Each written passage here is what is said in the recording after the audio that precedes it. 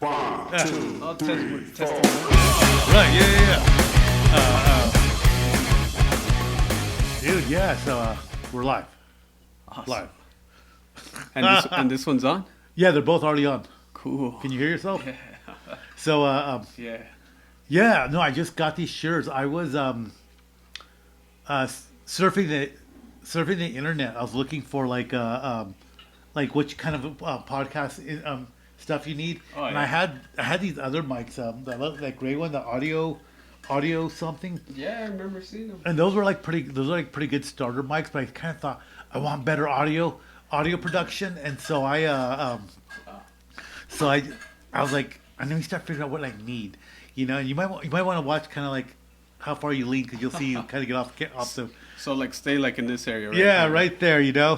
But so this one guy was talking about like everything he needed, and I upgraded some of my editing software. I'm trying to like, there's one called DaVinci that's like crazy. Like, so I'm doing one that's not quite DaVinci. It's called CapCut, but it's Okay. supposed to be pretty good. Uh-huh. So I'm starting to use that. Starting to get some new, some actually like copyrighted sound intro and outro, and the one thing he talked about was the mics, and I was like, Oh yeah.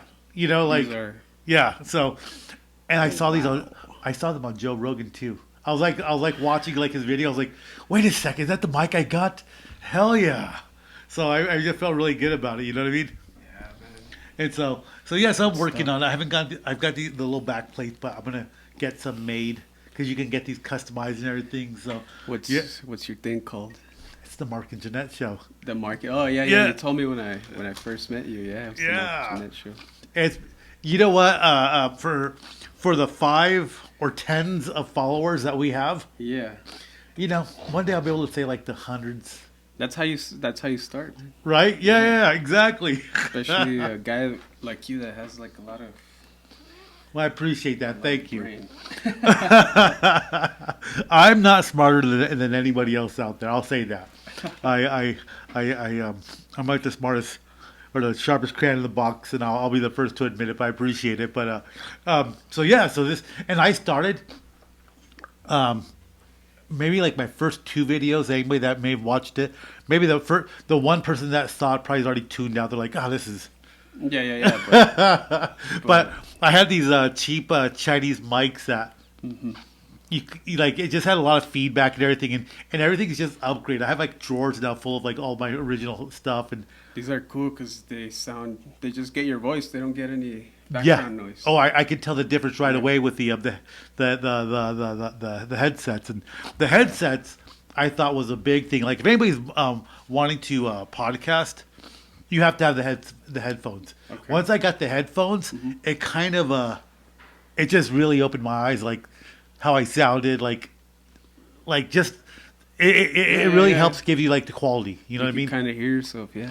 So I'm not good with the sound mixer. I have a sound mixer, kind of just made basic adjustments, and it's like a cheap Chinese sound mixer. Maybe that'll be like the next evolution, like getting the next like the sound mixer. Yeah, there's so many.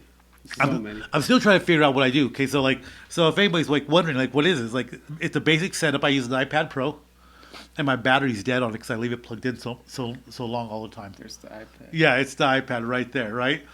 But I was like thinking maybe for Christmas I'll get myself like a Mac and get like something that can handle and the video editing and all that. But I was kind of wondering, like, I don't know how people set up the multi-shot angles and how they record. I don't know how that works, and I It kind of works. It works. so, but I mean, I don't know how you do it though. Do you? They have like 2 or 3 cameras connected to the computer and it records them all, or does it like? I think you could even connect them to the mixer. Do they connect to the mixer? I think so. See, yeah, you should be able to. I need to figure that out, right? Like, Yeah. or do they just independently record and then you upload them to your software and you overlay them, like you different cuts, different shots, or something, Man, right? I know a guy that I went to school. He does a video production for like the UTEP football team. And Really? stuff every time. Caught the game this weekend. Yeah. NMSU lost to UTEP, okay. and we were not. I mean, Yeah, we're not I Notre heard Dame. it We're was, not the Michigan. Battle of I-10. The Battle of I-10, and I'm an NMSU alum. So I mean, you're from El Paso, so I'm sure you're UTEP, right? Nah, I don't follow, but it's cool to follow. It's cool when they play. Yeah, it is. Let me show you this guy. So my buddy had a drone, and we were tailgating out there, and it was cool watching him with Really? with his You went Mavic. to the game. Yeah, we were tailgating. We decided Wow. we threw it together at the last minute. We didn't even take a grill out. My buddy said, "I'm gonna take my RV out there," Wow, man.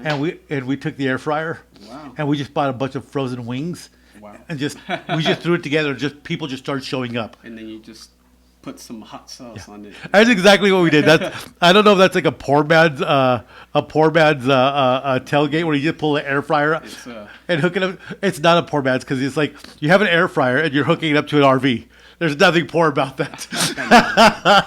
if you have an RV, there's nothing poor about that. Oh, I know, even the right? Crappy RVs are expensive. And then my buddy, he has his Jeep, that Moab edition Jeep that's all lifted and Oh wow. so he had that out there. We just had a really cool setup. So we're thinking like we got to do this more. Like I'm not a hardcore footballer. Hey, like you know what I mean? Like tailgating is super fun, man. yeah, it is fun, right? Cute girls and all that good stuff. And Everything, man. Let me try to find this guy because he posts a lot of good stuff. That every time he posts, I'm like, oh damn, I should have got into video editing. okay, so a little bit about me, and to any of the five to tens of people that listen to us, Yes, sir. Let me tell you real fast, just a couple of stats, or a couple things. So anybody that's listening, you guys already know this. We're on YouTube, we're on Rumble. I got a big not a big following, but I got a bigger following on Rumble. I'm on Apple Podcast, Google, Spotify. We're on all these different things. You're on Spotify. I'm on everything. Wow, man. Yeah. Well, you got done your research on that side. So I pay for a website that I upload everything to, and it throws it everywhere. Wow. And It's so with that, what it does is I've got 1,000 downloads already. really. Bam! Wow. Man. Hit the big 100 number. So I don't know if you're familiar with Don Haskin. Yes, So that's Don Haskin, and that's like what he does. But yeah, go. that is. That's So your story. friend does that. Oh yeah, I went to school with him. Oh wow, that is Yeah, cool, he's, man. He's awesome. I've seen him at a couple like Whoops. shows and Big stuff. guy.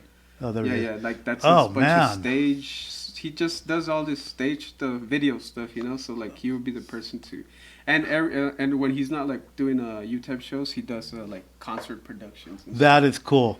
Yeah. Well, I'm small beans compared to that. no, man, but I want to ask him about how do you connect those cameras. Yeah, you know? like I mean, do I need to get an Apple? Do I need to connect it? You know what I mean? It's like you don't think about it. Like, yeah, he'll know what to do exactly with your setup. So oh, that's I'll perfect. send him Yeah, a yeah, message. definitely.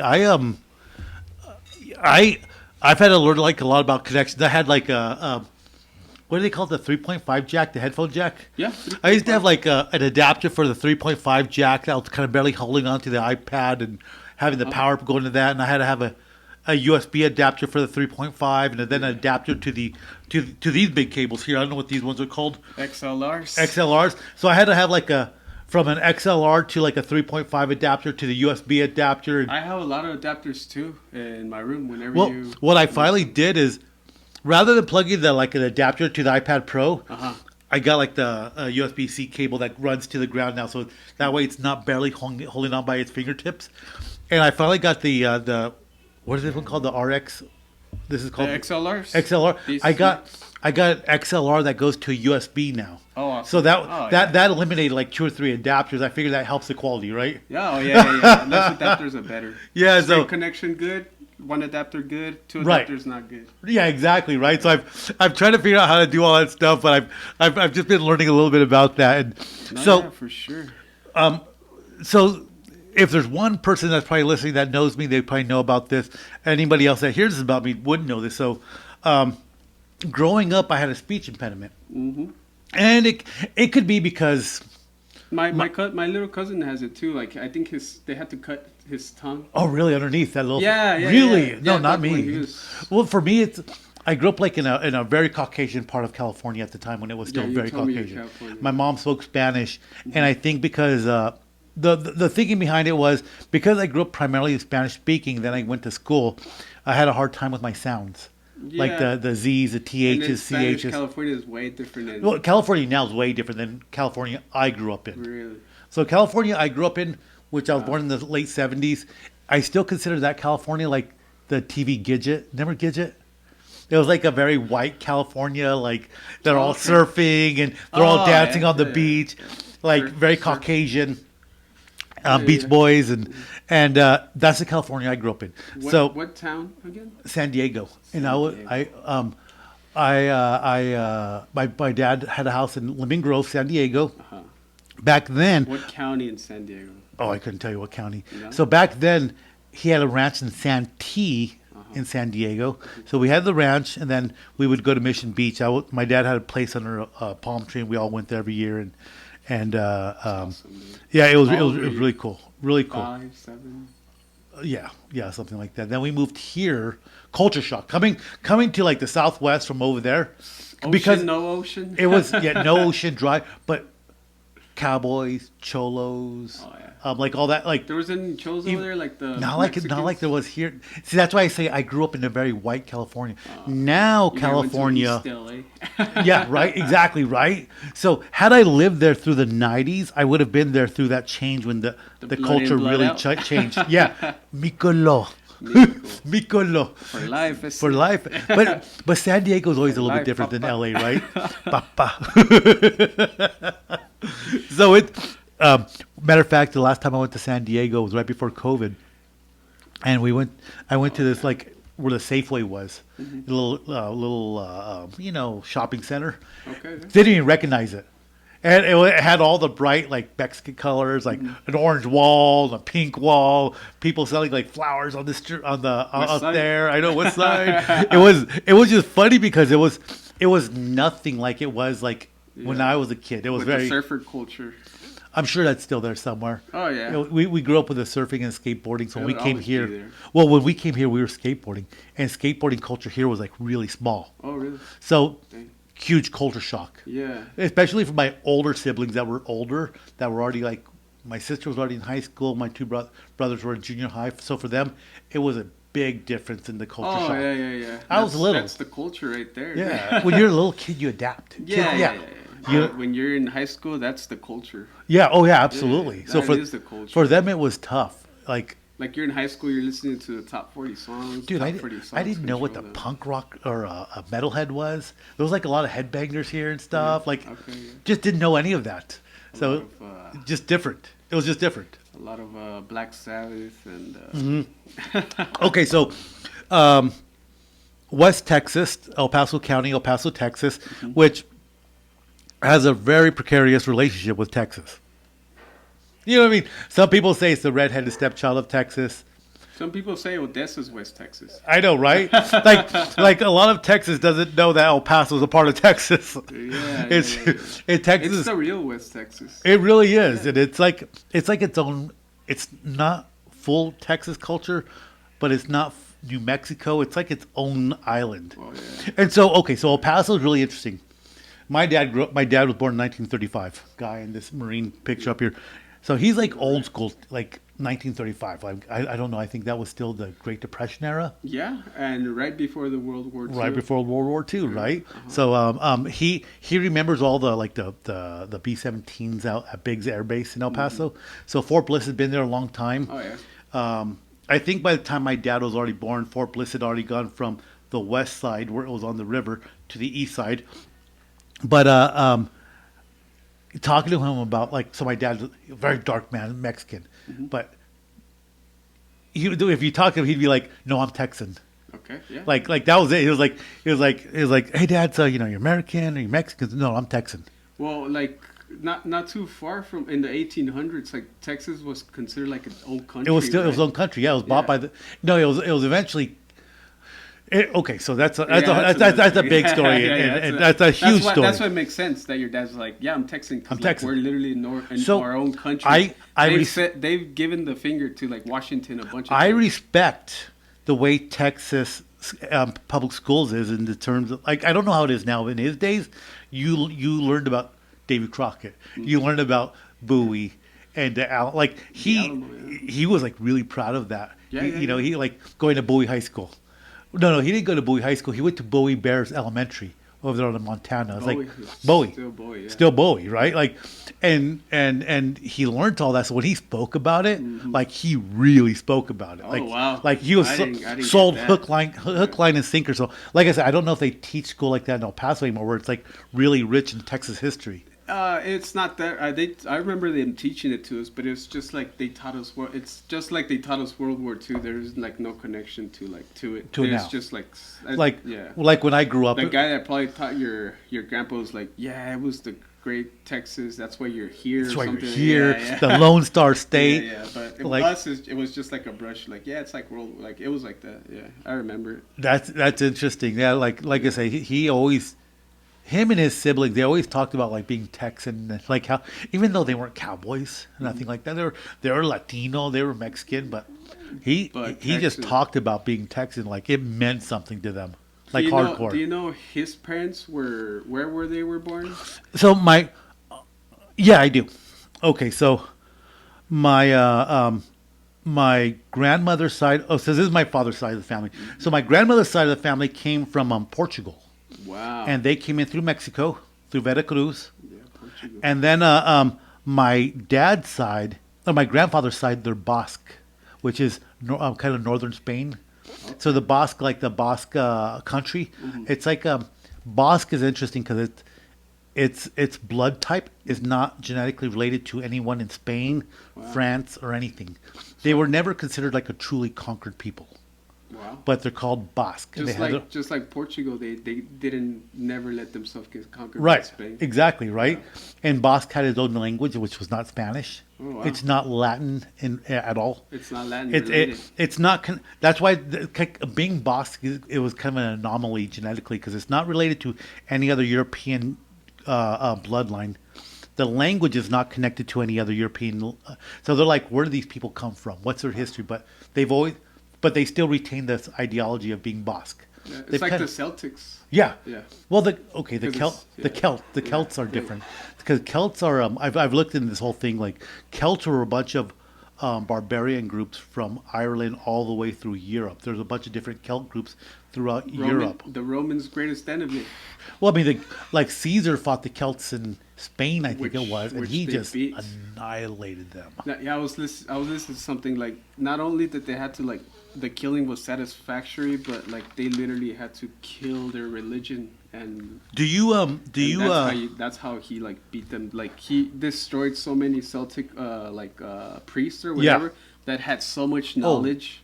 Oh, absolutely. The ones that are in England, they were like on the island. people that yeah, like, did magic and stuff, but they had a lot of knowledge. But they completely annihilated. Yeah, them. that's how. With like, yeah, I don't know the full Roman history in England because even though it's part of Roman, man. it's that was like a later time because you had like Marcus Aurelius, he conquered like the Germanic tribes. Yeah. And then you had Caesar that came up after all that, and Caesar led the Romans through like Spain and France, and they put down Celt tribes, and so it's like there's like a lot of crazy history there, but yeah, they took their priest and they made everybody like believe in their gods. Oh, absolutely. Absolutely. Well, okay, so a lot of like. You know what? The last podcast we did was for Halloween. Well, I did this Halloween episode. I don't have my notes with me. So the roots of Halloween is actually from the Celts from the island. There you go. And Samhain. It's called Samhain. It was a celebration.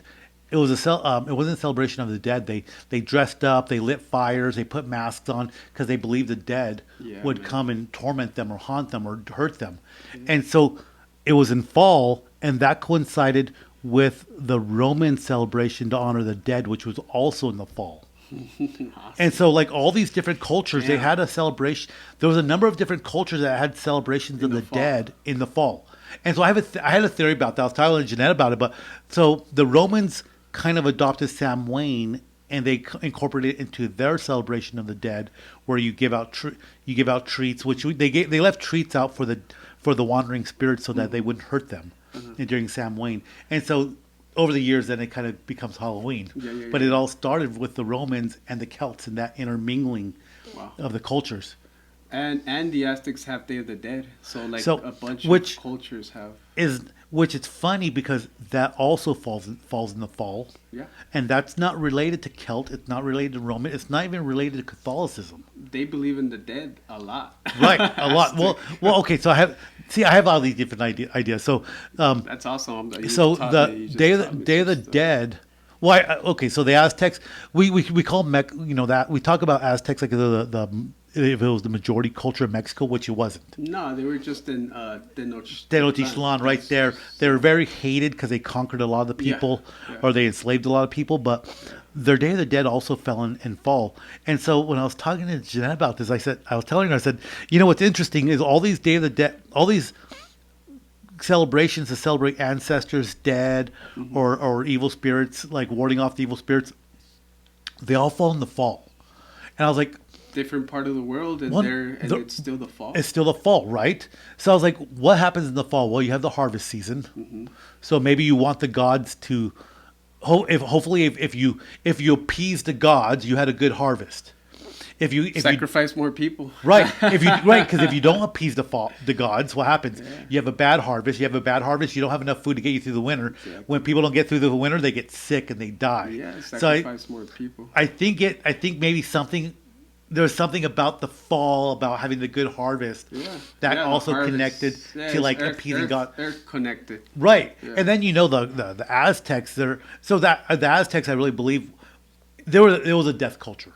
Yeah. It was about worshiping the dead, appeasing the god. They also sacrificed everybody to appease the gods. They ate people. Because it was good. Right. Yeah. right. Yeah. Exactly. So it's kind of nuts, but. Yeah.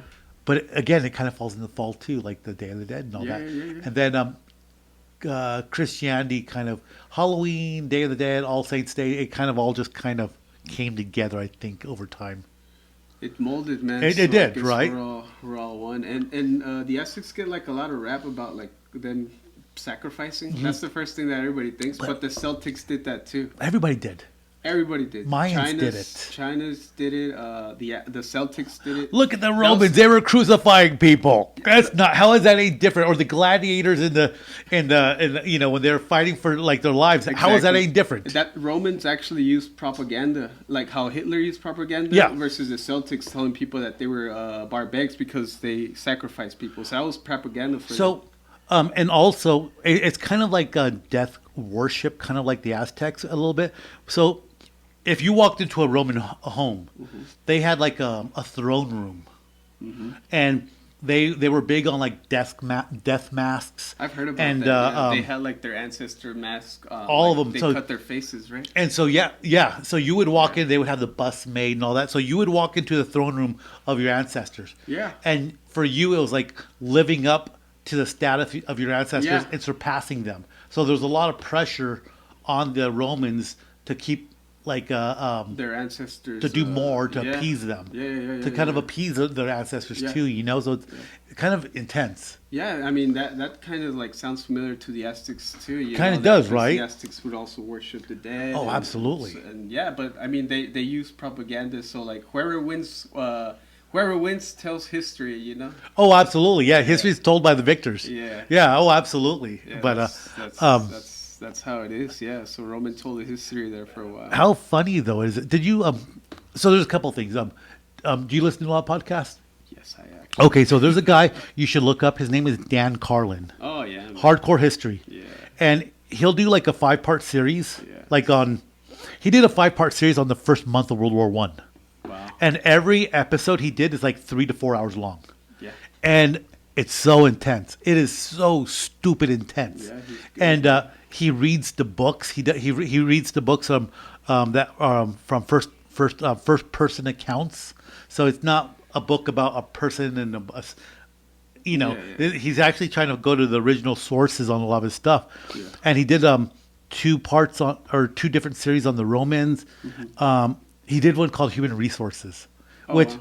This is interesting, but I haven't heard that one. So I've heard the Caesar ones that he did, but the Mongolian ones. Oh, I kind of heard those. Yeah, those were good too. The one called Human Resources is interesting because Human Resources, you think of HR, work related. Yeah. Well, it was about slavery in Haiti. Oh shit! So it's funny to call human resources like Haiti's like an island, right? It's an island, and Haiti's like being overrun by its gangs right now and all and that. It's by it's the like, Caribbean as well, right? Yeah, it's right next to the Dominican Republic. Okay. And it's same island, Dominican Republic, and then Haiti. But two different countries. Dude, he did that one just one episode on Haiti called Human Resources. Intense. Wow, I gotta listen to that. So Human resources. So for the 5 to 10 people that are listen to me, if there's any like part of the world that is human resources for slavery, it's gonna be Caribbean. Oh yeah, that's where. That's the first stop. That was like the whole. Well, that's where they say, all right, you're going to Mexico, you're going to go. Yeah. Oh yeah, exactly. Well, but here's the thing: slavery existed before. They existed in Roman, but it wasn't about color there. It was just about anybody. He conquered you. Yeah. You're conquered. You were sold. It wasn't about color there. Russia, China, and Islam, sacrifice all over the world. As well. Islam, Hindu, India, slavery's everywhere.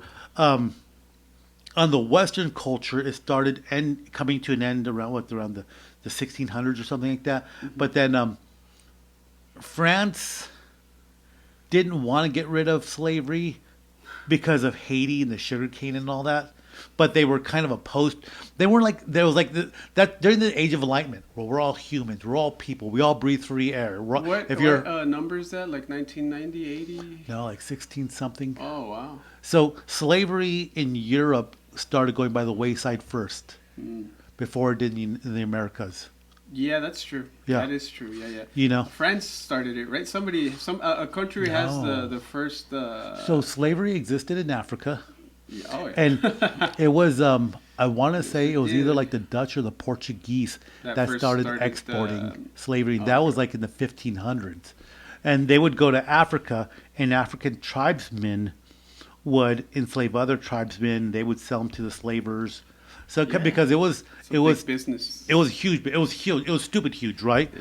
And I guess the thing that always blows my mind when you think about it. So you think about like all this history of all this slavery and all this craziness, and you're like, God, that's such a long time ago. But then it's like there's still modern day slavery. Oh, where I've been listening to some podcasts that they say that sex slave, even somewhere in the Middle East there's slavery. Like you think about the sex trade still. Okay, so I think that's bigger than ever, though. It's bigger than ever. Yeah, it's so high tech. You see these Chinese massage parlors everywhere, oh, right? Yeah. And the FBI raids them, right? And I never thought about this, but some of these people that work in those sweatshops, those massage parlors. Yeah. They're people that were smuggled into the United States, and they're having to pay their way off. Uh-huh. So how do they pay their way off?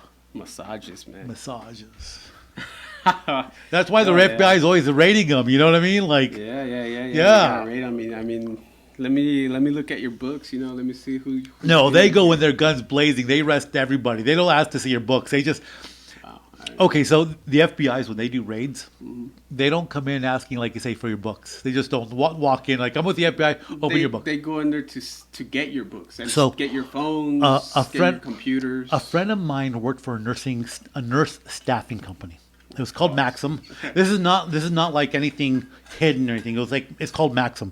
And back in the day, Maxim was a big staffing agency. I think they're still out there. He was working for that company out east. And Maxim, and I don't want to misquote or I'm trying to talk bad about anybody, but something about the way they were doing the billing Medicare, federal money. Mm-hmm. They were adjusting the codes, and they were overbilling. Okay. Yeah, so he was working for Maxim, and Maxim's a huge company. He's talking about. Kind of sounds familiar. He said we had huge company retreats. He said we'd go to Cancun, and all paid, best resort out there, whatever, you know what I mean. And he said and big bonuses and all this stuff. Best drugs out there. Yeah, I know, right? Exactly.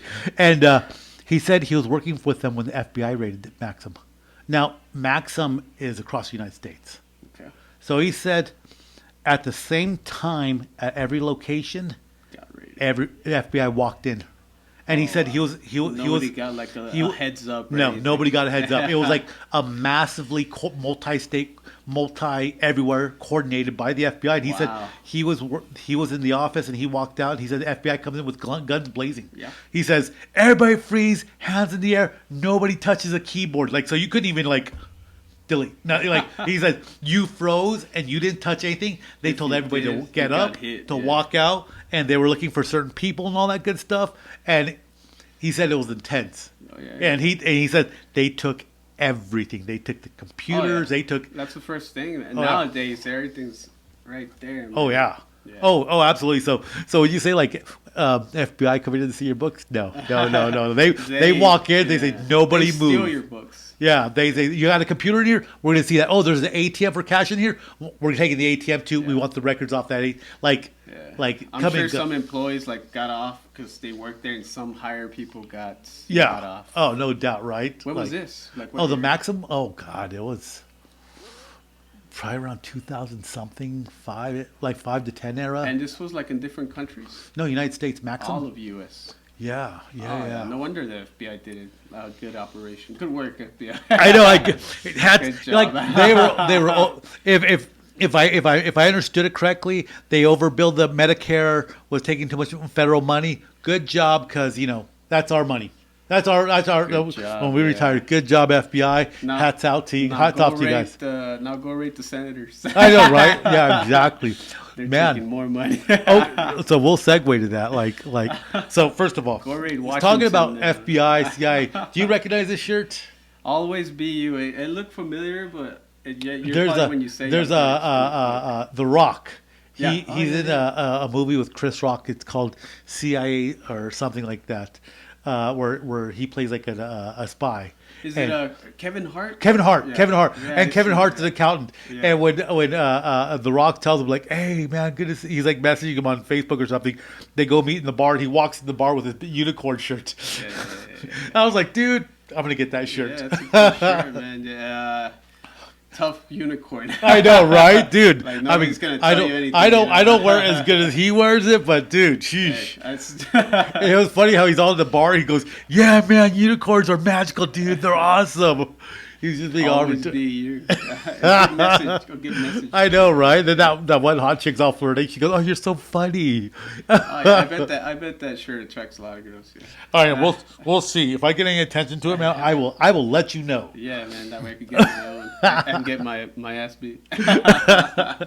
So let's see here. So today is December 1st. Oh shit. So me and Jeanette were on here. We did our October our first like scripted kind of like Halloween show where we talked about the history of Halloween. She's been traveling. Artie's been traveling. So it's like the people that usually come on, it's hard to get them to come on when we're all traveling for work. Artie, I know, right? But Thanksgiving came and went. A lot to be thankful for. A lot to be thankful for. Man. Like we're breathing. We're breathing. And that's kind of been a point I've been making to a lot of people I work with and all that. It's like, we're not waking up at a hospital. We live in a great country where you can health, you can work and you can become something. You can help people. There's just a lot to be thankful for, and I don't think we should ever lose sight of that. So, never, man. And we should never. I mean, why wait for Thanksgiving to roll around to be thankful? Yeah, man. Like, and plus Thanksgiving is like a homicide holiday. Crazy. Like how much violence from Thanksgiving. Like when the Cowboys play, alcohol. Like the police are always so busy on Thanksgiving from football and all that, and the stress. Like, dude, it's just a day off where you get to get with your family and eat. Just chill out. That's a cool thing. Yeah, it's just a day off. Whatever. Be thankful. Have a dinner with your family. Watch football. Don't get drunk and get angry. Whatever happened a long time ago, whatever. With your Tio Pablo and all. It's okay. It's okay. Just enjoy people's company right now. That's all that matters. The good old terreno fights. I know, right? Dude, that's my brother-in-law with the Cowboys. Gets all heated, like, damn it. It's like, me as a kid, I was never a big football kid. I'd be like, why is he so upset? It's just a football game. Chill out, man. I kind of think people that, like, get like break their TVs and stuff. They're kind of like sheep, you know. They follow. They don't have too much. They're not their selves. They follow the herd. Yeah. They get to that tribal culture. Exactly. They follow people. They're not like independent in one way. Yeah. So like it's.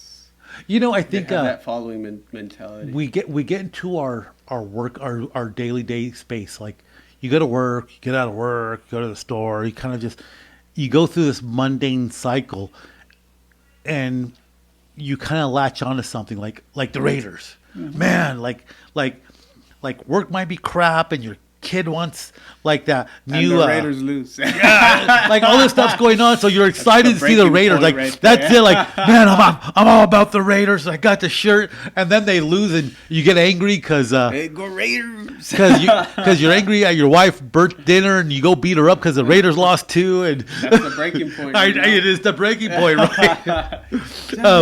The Raiders lost. Not have to go hit Don't something. do that for Thanksgiving, people. Be thankful. Enjoy Thanksgiving.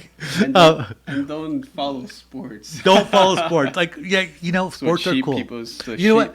Take your kids outside and go through the football with them. That's it, right? Quality time right there. Physical. Even, I'll be an 80-year-old man, and I'll still go out with the kids, throw a rugby ball. Be obsessed with your kids instead of the...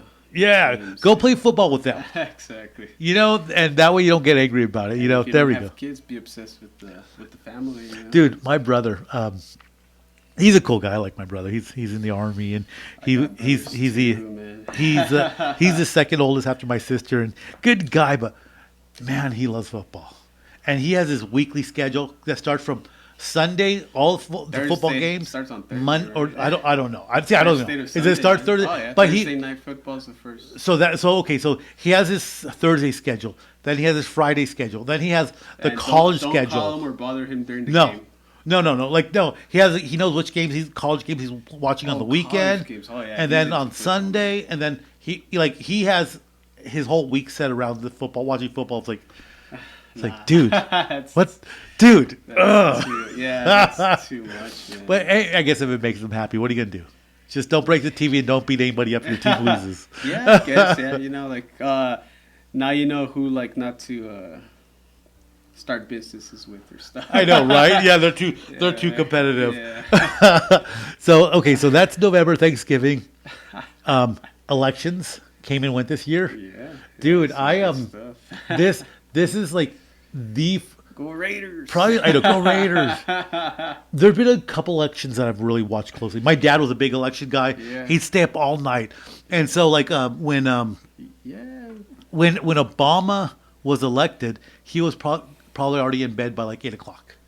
You could already see which way the polls were going. He's just like, this is crap, and he goes to bed. Like when Bush, he's a Republican. Oh yeah, he's he was for the Iraq and all that stuff. Oh yeah, through and through Republican. He believed in Republican. He was like a Ronald Reagan Republican and very conservative minded.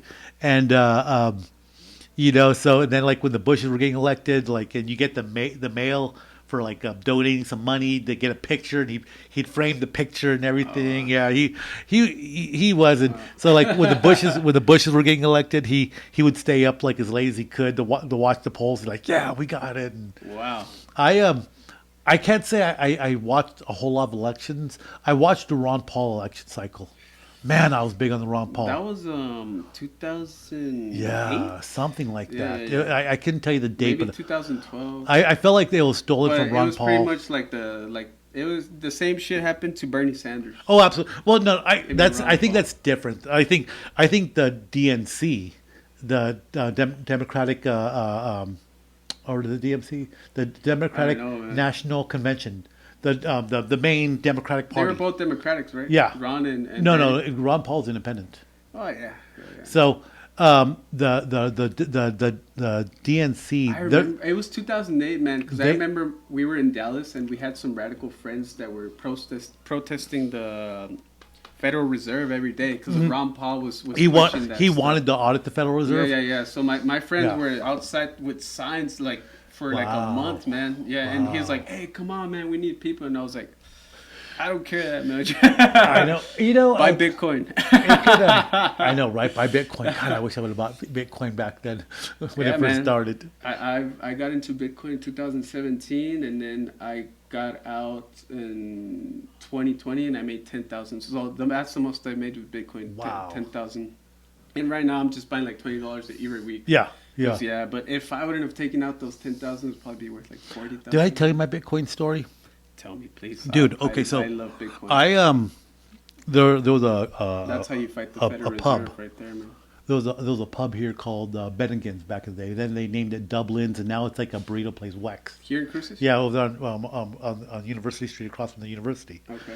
And now, like I say, now it's Wex. They make burritos there. So it's not a bar. Not a pub no more. So I went to the pub there, and there was this really cute bartender girl there. So I'd go and talk to her and whatnot. I go places where there's girls. So there's this quirky guy, and I would know his face because I've seen him randomly on campus, and even now I can visualize him. He had really thin, really curly hair, kind of really heavy-set Caucasian guy, and kind of guy that was just having a beer there that probably wouldn't garner any attention from the girls or anything like that. Hell yeah. So we just start talking, right? And he starts telling me, like, man, there's this thing you got to look into, and it's gonna change the world. Give me a year. Fuck, man, Bitcoin was like, dude, it had to be $25. it had to be like around 05. It had to be around there. 2007. It was $60. It had to be like around that time. Because I had a cousin that was working in downtown, the main El Paso library downtown. And there was a guy, the same guy that would tell him the same things you're about to tell me. It's going to change the world, all this stuff. And my cousin's going to be like, hey, shut up. Yeah, well, let me see here. It was $60. I always give my cousin shit there because, like, I got in 2017 and he was hearing about it, like, in 2008. So that was $60. Wow. Man. So, hold on, man. It was 2000. So that's 2000. 9, 10, so maybe. it was before 2006. Just doing just doing some simple math. You probably like at $10 a bit. So it was. I can tell you for sure it was before 2006 because I remember the redhead girl I was dating was about that time. So maybe it was like within the 3-year period between 2003 and 2006. It had to be somewhere in that window. And so I'm talking to this guy at the bar, and he's just like, "Dude, there's this amazing thing happening right now," and he goes, "So like it's going to change the world, and it's money online, but it's not like money like and he's telling me about it, and he says it's just coming out. It's called it's called Bitcoin or something, and it went over my head at that point. Yeah, you know what I mean. I wasn't as big into like a lot of stuff at that point. Check it out. It's 96,000 right now, right? Right. So like, I'll put here. Can you see the date up there? 2018. 2018. So fuck this. Bitcoin started in 2007. 2007. Yeah. So it was like right in that window there when it first started. Damn, so this guy was a genius, man, to have that knowledge right when it starts. So he was telling me about it. He's like, dude, this is gonna be big. At that bar? Yeah. And like I say, I didn't know much more about the internet at that point than 2001 coin. I didn't know anything more about it about that. I mean, I was using like Yahoo Chat back then, going to the chat rooms and playing pool online and stuff. Talking about Bitcoin at that time, like what the heck are you talking about? I have 7,577. Man, that's freaking awesome. I have 1,000 in Bitcoin, and then I have Dogecoin, Shiba, and Ethereum. Which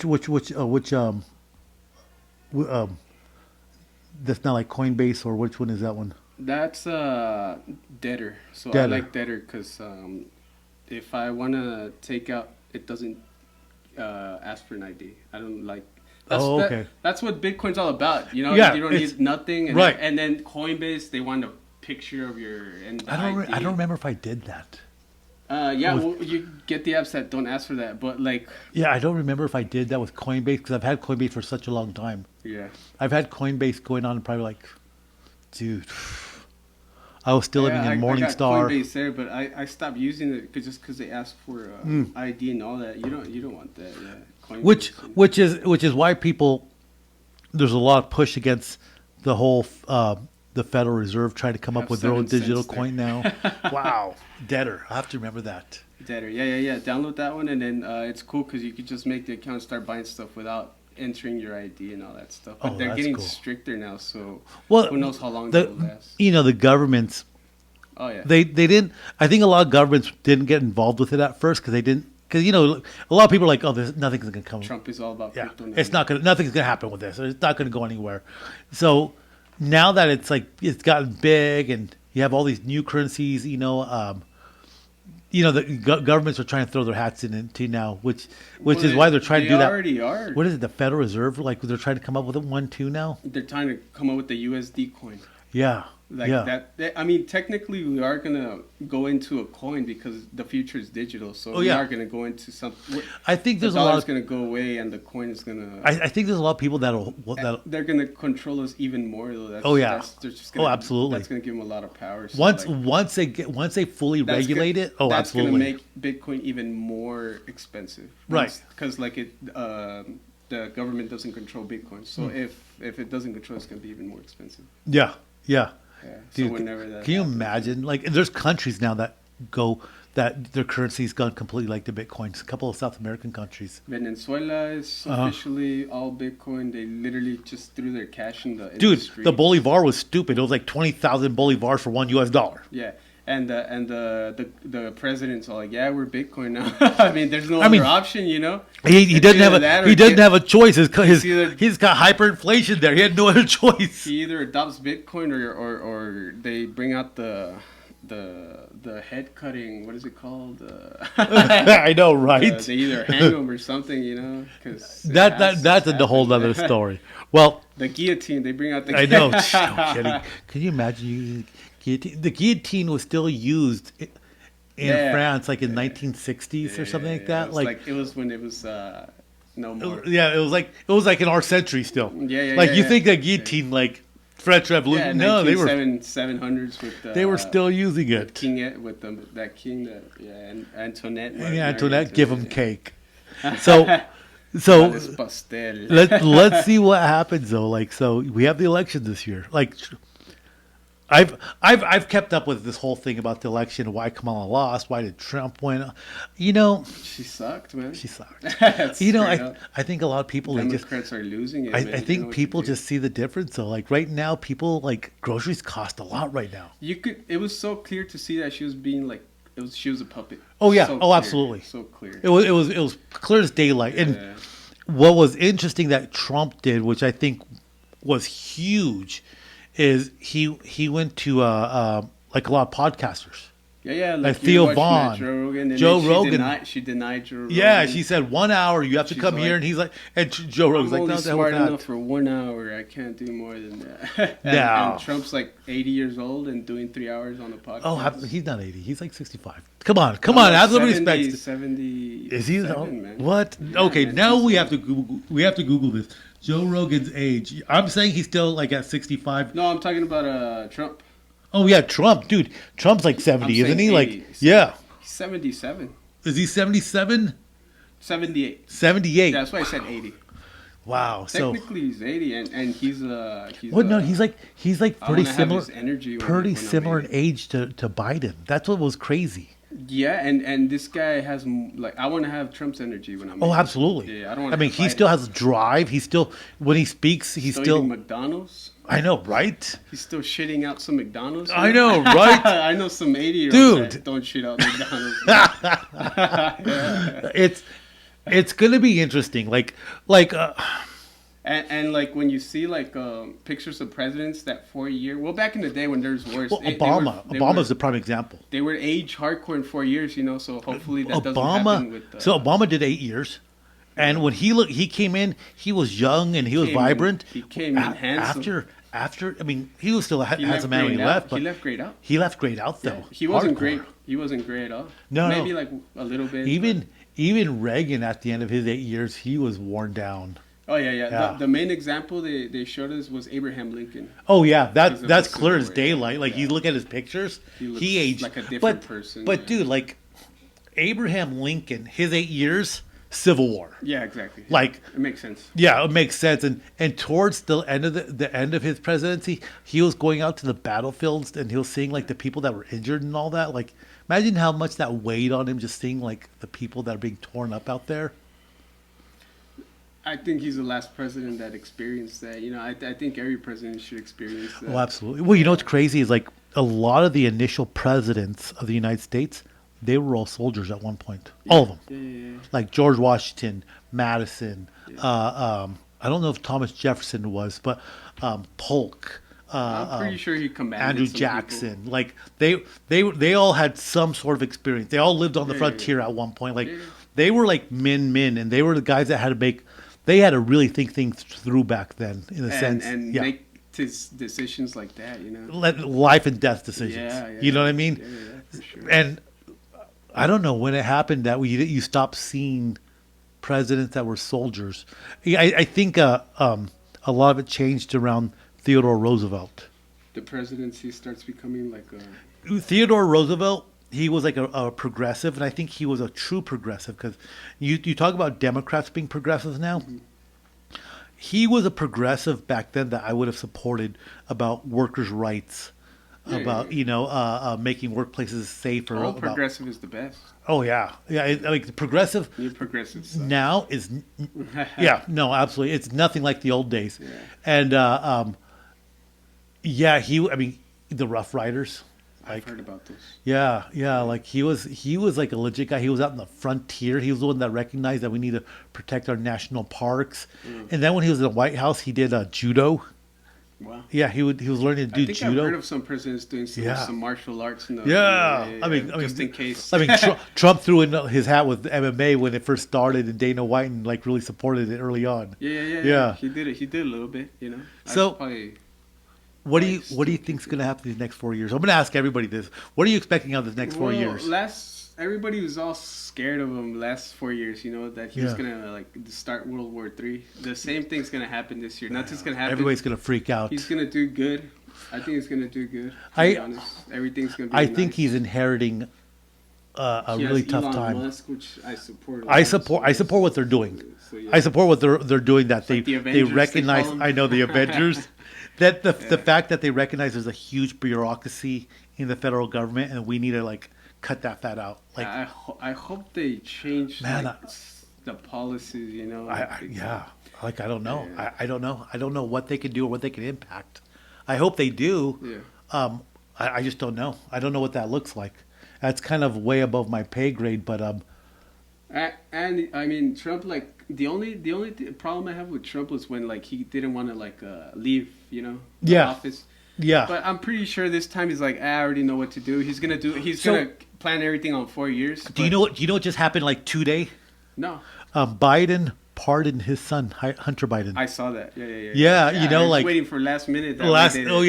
Full part. I mean, Biden has nothing to lose. It makes sense. Yeah, makes sense. It's his son. Same thing, his son got in a lot of trouble. This mysterious cocaine thing that they didn't test in the White House that he could start doing drugs again. I tell you, man, dude, the guy that Hunter Biden took the laptop to work on, and he got all that stuff off his laptop and. Clean now, dude. I know evidence. They're gonna need a new laptop now. I know, right? Yeah, no. Hunter's got to get to work on a new laptop. And then that way, Trump could. The Ukraine war, prior to the Russians invading, Hunter was doing business deals in Ukraine. Yeah. I mean, I didn't keep up with the details of it. I'm pretty sure they were really cool business deals. They were because he sucks, because he's not that smart. Clearly, he's not smart. Yeah. So I'm guessing it was just a little bit of here and there. Nothing major. I'm pretty sure his deals didn't affect President Putin or anything like that. Who knows? I thought I was gonna say who knows. I don't know. I know that there's involvement with him and the Biden family in Ukraine back then when all that was going on. Mm-hmm. To what extent I don't know, but Hunter, now that his dad's getting ready to leave out in another month and a half or something like that. 60 days. Yeah, 60 days, 2 months. Yeah. He's hands are clean. Let's go to Ukraine, do some new business, dude. he's probably just doing hookers and cocaine over there. Oh yeah, probably, Yeah, probably, yeah. That's a good spot to do it. Yeah. It probably was. He's like, yeah, Dad, I'll go up there. Especially if you're Let me, Let's you do know, some business. he goes out there. I'm from America. I'm gonna invest. Business or and pleasure. he's like, you guys got to hook me up now. Yeah, and so whenever he went out there, President's son. did you ever watch The Godfather? Oh yeah. Man. So when Michael Corleone was trying to get into Vegas. And he met Fredo, and Fredo hooked him up with the other mobster out in Vegas. Yeah. Remember when Michael Corleone walked in? They had music. They had they had all these women there and all that. That's probably exactly like the business deal that was going on for Hunter Biden. How it's always been. Like, back like with the kings and queens, and that's how it is right now. Let's talk business, and we got the goods here. Yeah. That's how it is. Man. Yeah, I'm sure. I could totally see that going on. Normal, man. And then, especially now that the sex trade is bigger than ever, you know? Dude, I don't know how they're gonna combat that. It's everywhere. It even affected my brother because my brother is working like with those refugee kids in El Paso. No kidding. I don't know what the company's called, but they just shut down his company because a lot of employees were touching kids. Wow. Yeah, it was in the news, and he lost his job because of it. Wow. Yeah. So people are taking advantage of this situation. Of those refugee kids, yeah. Wow, that's nuts, dude. Yeah, that's nuts. Yeah, that happened like 2 months ago. It was all over the news. Wow, where was I at? And he got like 3 months pay without because they shut the government shut down the company. Yeah. So they gave him like 3 months. Because it's all federal dollars. It's all federal money. So once that came out, they had to like. Oh yeah. Yeah. Especially That's crazy. Yeah, they can't. The government can't be involved in that. No, not at all. So they shut it down. My brother got like 3 months of pay. It's about to end. It's a weird time to be. Like I say, it's a weird situation Trump's getting into now because the economy. It just has. I mean, it's not the way it was prior to COVID. It's not like stuff's expensive now. When I was going to Walmart and I was buying a bag of groceries for like $30 to $50. Yeah. Now I'm for the same amount of groceries I'm paying over $100 for. Yeah. What the hell? Yeah. You know what I mean? Like what the hell? Yeah. I think my life is pretty simple. I don't buy a lot of groceries. Maybe the lady does, but I don't. You know what I mean? It changed the economy forever, man. Oh, it did. It changed a lot of stuff. So it changed a lot of stuff. The economy is one of them. You know, and people's mind. It changed the Democrats. Oh yeah, it changed them big time. You know, yeah, we'll have to see what happens. You know, I mean, if Trump can stop, I'm sure he's gonna do good. I hope so. I'm pretty sure. Okay, so there's a couple things I wanted to go over about this. So you know, one thing I always like to tell people is like, you know, the election happened. Sometimes my candidate gets voted in, sometimes it doesn't. My world doesn't end. No. And I don't think the world's going to stop. And I know there's a lot of people out there that get angry and they talk trash and they do this and he's going to go World War III. I mean, we're practically in World War III now. But but you know, I was small, every president I haven't been an adult that much. But when Clinton was in office and when the Baltics was blowing up with Kosovo and all that. That was on the verge of World War III right there at that point. Do you know what I mean? It's always on the verge of World War III. It just so happens that Russia's in the middle of it again. You know? Yeah. It's just what's next. And nobody knows when it's going to happen, just like they don't know when Jesus is going to come. Right. Yeah, exactly. Right. Same deal. No. Yeah, you're absolutely right. So I was. It's just what's next. So kind of talking about like, it's funny. So a couple things. Okay. So I like talking about modern. Let me just frame it this way. I like talking about things going on right now. Kind of affects us. I like talking to you. Yeah, you're smart. I appreciate it. No, I like talking to you too. You're a very smart guy yourself. You know, don't sell yourself short, right? I don't think I'm that smart, but you know what? We're two professional guys. You know, you're getting started in your field, and I feel like I'm in one field. I'm an executive and I work, and I feel like I can relate to a lot of people in that sense. And then I have my side job, my side hustle where I do deliveries. I feel like there's a lot of people that can relate to us that make ends meet. You have your main job, you have your side job. We're just normal people. I guess that's how I'm just trying to frame it. We're normal people. Yeah. Okay, so and we're normal Americans, you know, and we're trying to make our day-to-day lives and provide for our families and what have you. So all the stuff's going on and elections, Thanksgiving, it's all going all good and honky dory. Now, I like to dabble with conspiracy stuff. I love it. Because it's half true. Yeah. There's a little bit of truth in each So here, okay, so there's a couple of things about conspiracy theories I like to preface. Like, there's people that are like, it's 100% foofy, whatever. That's too much. I don't know. I say I'm not smart enough to discern if something is credible or not. Like, say like UFOs. Say like UFOs. Technically, everything is a conspiracy. Everything's conspiracy. I know, right? Yeah. But talk like say like UFOs. There's some people that are like there is UFOs. The government's hiding it, and there's evidence. And then there's other people that are like on the complete opposite end. Is like you're just crazy. You're just crazy. There's no such thing as a UFO. You can't hide UFOs if everybody has a phone camera. I know, right? In the world but and can like. So when I look at stuff online and they talk about UFOs and then the whole thing with Congress, one thing I do realize I know I'm not smart enough to realize what's in the sky. Nobody is. Like, I can tell you if that dot out there, the helicopter, maybe if it gets close enough and you see like the certain lights on there, like the red and green. I know. Yeah. but then there's other stuff in the sky that I'll say I've seen lights in the sky that I don't know what it is. I love it. I don't. I'm not. Lights, I know. I got lots of them, right? I just do the. I know. Sign of the cross. Please, like, hopefully this is not it.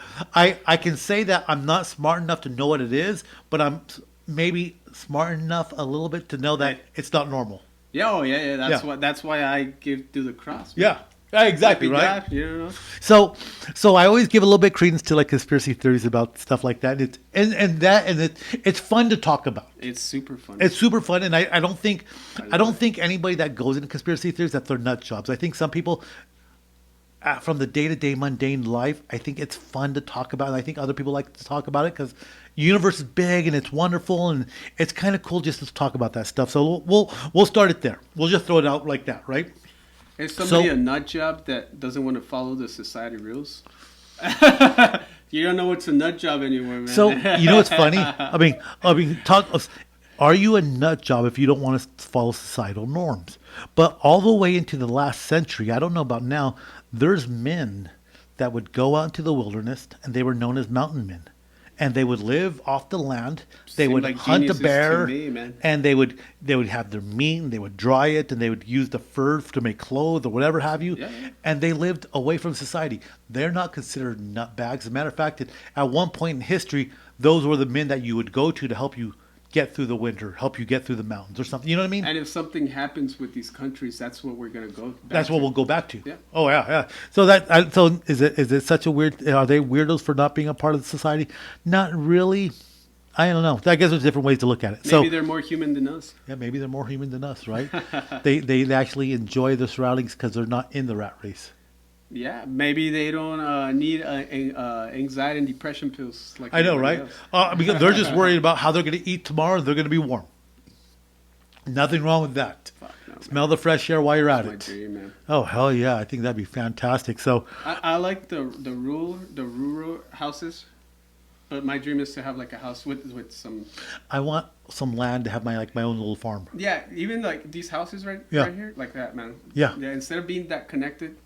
Just enough of a way. That's how much like of a man I am. Because if I go like with the bears, I'll die. Yeah, I know. I can do it here and then Walmart, you know. I can act like I'm in the forest. I can be 30 minutes away, so that way. Exactly. Yeah. I'm not really in town, but I'm far enough away that I can feel like I'm a rancher. I'm rugged, just enough because I'm 30 minutes away. Order some Walmart deliveries.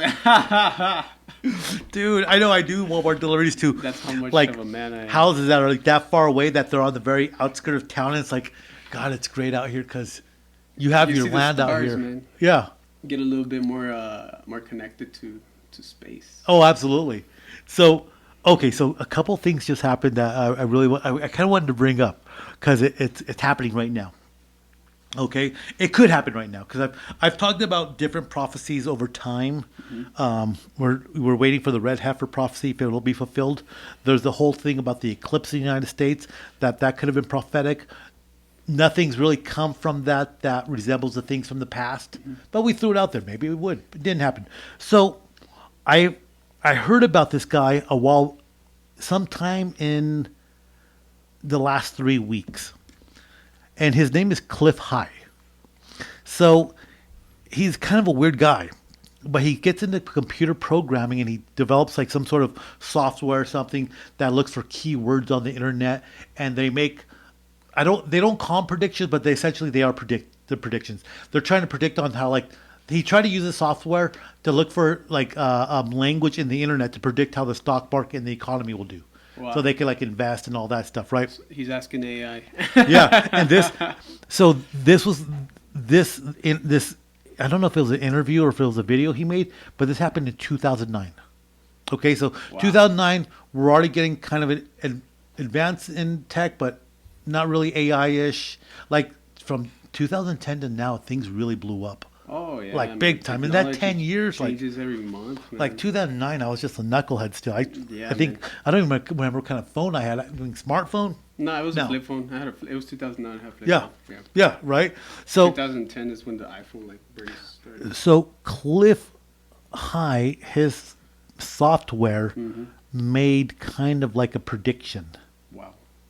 That seemed very unrealistic in 2009. Not anymore. Not anymore. And what's weird is what the software spit out in 2009 that didn't really you wouldn't have known what he was talking about, I guess what I'm trying to say, right? So basically what it said was that if something happened, something else would happen. Yeah. And it involved the Joe Rogan podcast. 2009. I don't even think Joe Rogan was around in 2009. Or he was around, but he wasn't podcasting. I don't think. No, man. So 2009. I don't even know if there was a podcast. Was there a pod? I mean, that's like a good Google question, right? Was there a podcast in 2009? That's what I'm asked real fast. Was there a podcast in 2009? Let's see. Let's just see what Google says. Pages. Apple started podcast, and it's 2003. Okay, so what year did podcasting start? In 2004, Winner partnered up with former MTV VJ Adam Carolla, right? I think Adam Carolla was the one he's the one that was really credited. It's like a lot of radio shows could be podcasts back. Technically, they're podcasts. Technically the podcast is radio shows. Right, the radio shows, but like internet podcasting didn't like I said. I'm pretty sure that it blew up in 2015. Yeah. Yeah, because it says Joe Rogan started in 2009, but nobody knew about him. It was just like you and me right now. So it said Joe Rogan started in 2009? Yeah, but it was just like you and me, Right. He was still with his buddies, just kind of in the living room kind of thing. When he blew up is when he signed that Spotify deal, $100 million. He kind of he blew up right before that. Yeah. Right before that, yeah. That's why he got the deal, So 2009. It's still pretty amazing. This software, Clip High. And I was using my ChatGPT to see what ChatGPT would tell me about this too. And Cliff High, a known figure in the realm of predictive linguistics and forecasting, had made various predictions over the years, often based on his analysis of language patterns on the internet. So, right? And so that's what the ChatGPT tells me about Cliff High. Real basic. That's what his software was based off, was the analyzing the language on the internet to make predictions as it related to like stock market and all that. Well, one of his predictions in 2009, and I keep emphasizing 2009, was that it's weird because Joe Rogan started. He was. No, you got to hear this. So for the five of tens of people that are listening, so this is like a pretty crazy prediction.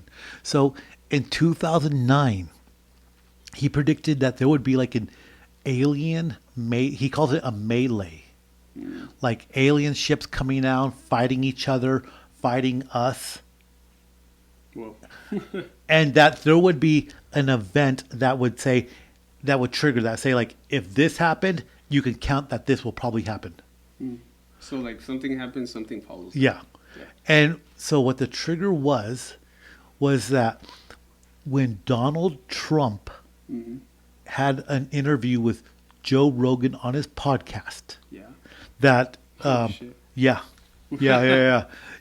30 it was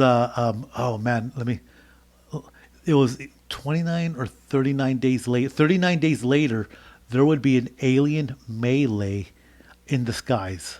Oh shit! Like fighting. Wow. And this prediction was made in 2009.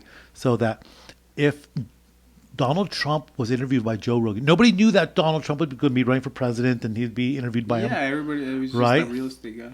Right. Yeah. Exactly. Right. And let me see if I can get any more details real fast because I can listen to the video, but it's super interesting. So but like if that shit happened, then these aliens. So here and Joe Rogan is super obsessed with aliens too. Oh, I know. It's kind of funny, right? I hear his aliens theory. Oh yeah. So it was okay. So he predicted that 39 days after the interview with Joe Rogan, some sort of melee would begin. Nobody knows what that means. 30 days. 39 days. So that is December. That is December 3rd. Oh. Today is December 1st. So we have 2 more days until that some sort of crazy prediction that involves UFOs, that we may be seeing something in the sky. Doesn't mean that they're going to land on the White House lawn, or you might see some stuff. But you might see some. And that's what I'm going to. I think that's probably pretty accurate what you said. So people you're going to be looking at the sky. Dude, on Tuesday. It's Tuesday. Yeah. Tuesday night. We're going to put some lawn chairs on the roof. Oh wow! Yeah, okay, I'm down. Yeah, let's do this. We're on. But yeah. So wow, that was his prediction in 2009. Wow, man! I feel like the Mayan prediction all over. Well, okay, no. I'm going to take this one more step. Funny that you say the Mayan prediction because this is not the Y2K all over again. So I know, right? That was nuts. Cool. So of all the predictions we've talked about through this year, mm-hmm. The red heifer prophecy, the one about the solar eclipse, and the solar eclipse passing all these Salem towns. Did we already check on the Simpsons because they always. I know, right? Well, we should. I mean, we should be looking at the Simpsons right now. That should be a goal to watch every episode of the Simpsons just to try to find get those aliens. But this is the one that.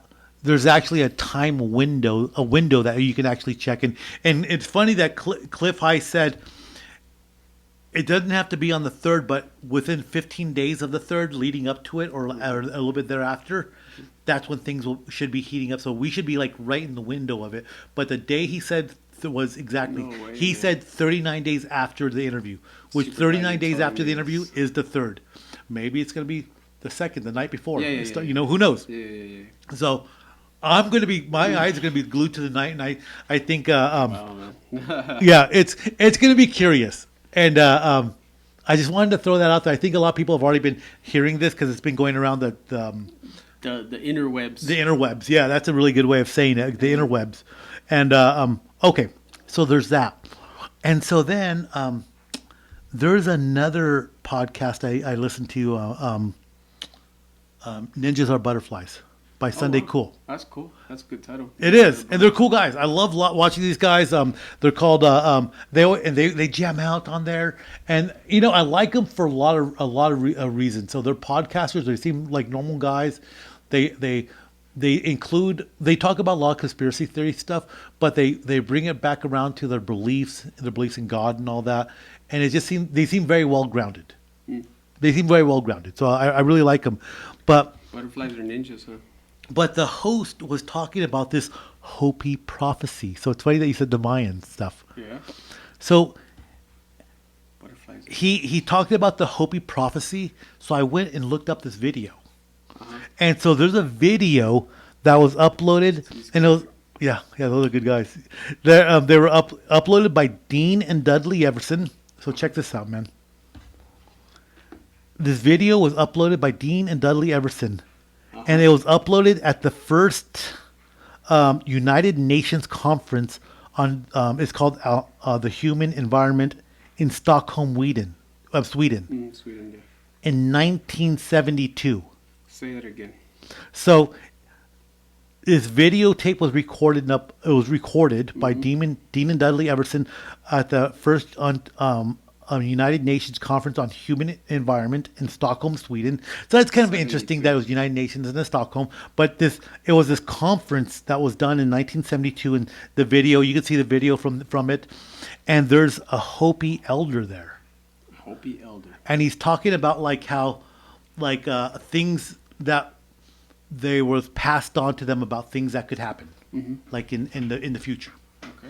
And like the Hopi, they have a very strict oral tradition where they say, like this was going to happen, like the things that and this guy talks about it. This old man talks about it. He goes, it was told to us about these carts that were going to be pulled by horses, and the people were going to come.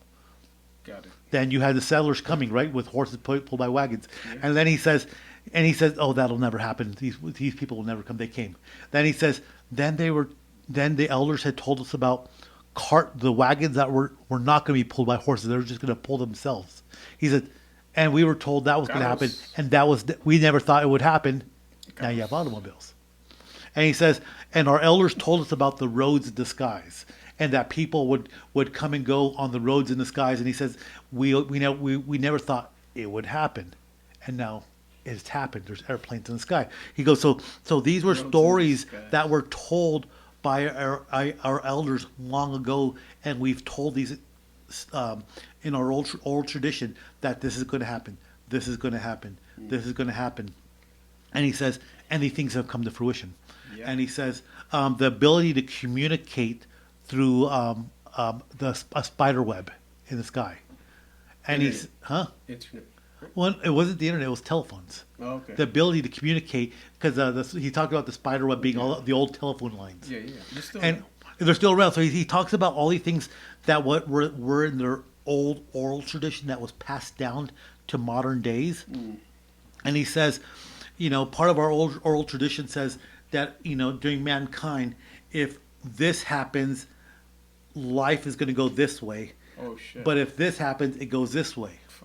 And he says, and we have it mapped. We know what the events are, and sometimes they happen, and sometimes they don't, right? And so he says, it just depends on life how things happen. Well, he says, and this happened. You believe in destiny? Yes, and like in a weird way, yes. Okay. So he talks about the possibility of what's going to happen in the future, and that the United States is going to go through some hard times. Okay. And he says, it's going to be like the United States is either going to go continue to advance and do really well, or it's going to really decline. And he talks about people from the West invading the West Coast of the United States and overrunning the Americas like ants, and just being very ruthless in the way they do it. So the border right now. No, from the West. So you're talking like China. Okay. Invading through the West Coast of California. They already are, man. They're building factories in Mexico. Mexico's going to be the biggest country in the next 4 years. So So check this out, though. So he's talking about like what could happen to the United States. There's a path of the United States that we could continue to be a beacon of light and continue to grow and continue to advance, or we could come to a point where we're going to decline. And he says it all depends on a man that's to come that's going to lead the United States. And he says this man wears a red hat or a red cape. Well, who in the hell wears a red hat? My uncle. No, think about it. Right now. Who? Papi Trump. And so they're talking about this on Ninja the Butterflies, and you're like, you instantly see the connection. You're like, wow. I mean, because Donald Trump's red hat, that's a trademark. Yeah, that's his thing, right? So this prediction talks from 1972. Not a prediction. It's not a prediction. It's more of like the oral tradition that was passed down through the Hopi of these are the signs to come in the future, and you need to be aware of the signs. Yeah. He said one of the signs is going to be a leader that comes and wears like a red hat, and he's gonna come, and there's a number of symbols you have to be aware of, and one of the symbols is an X. Okay. Oh shit, man. Right. Yeah. Right. Damn, you blew my mind. so somebody, it's like he's going to come with these two people that are going to help him, and one of them comes with a symbol of an X. SpaceX. Like, as soon as I said that, did that blow your mind? It did, man. I even dropped my. and the second symbol had to do.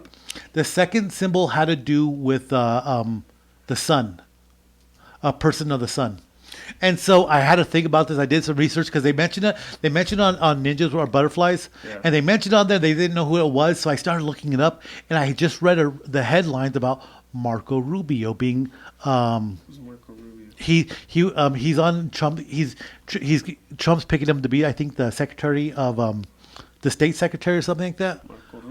Marco Rubio. Well, Trump's going to put him on the cabinet as.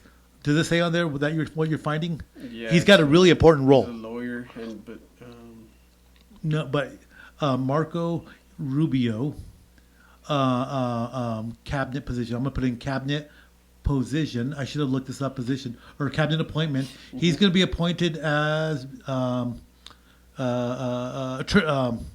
Trump picks Matt Gaetz, Trump cabinet, Marco for Trump's cabinet. Oh my God! I just had this. Yeah, Secretary of State. So that's a really big position because he's going to be dealing with all the other countries, right? Yeah. So, Marco Rubio, what state does he come from? Just off the top of your head, Florida.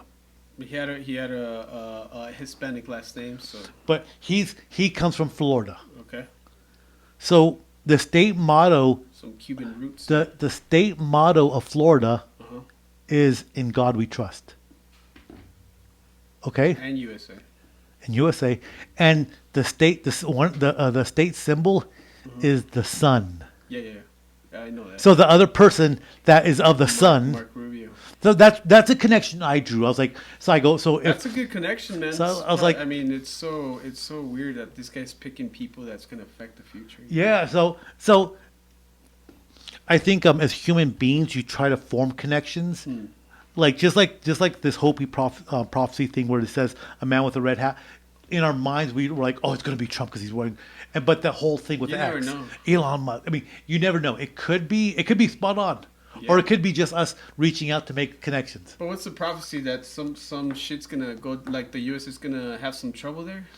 So the prophecy says. Right now. So the prophecy says that these three men, that they're at a point in American history where they're going to either literally, like the whole thing Trump said, "Make America Great Again." Yeah, they're either going to do that and make positive change to the United States and continue on an upward trajectory. Positive, yeah.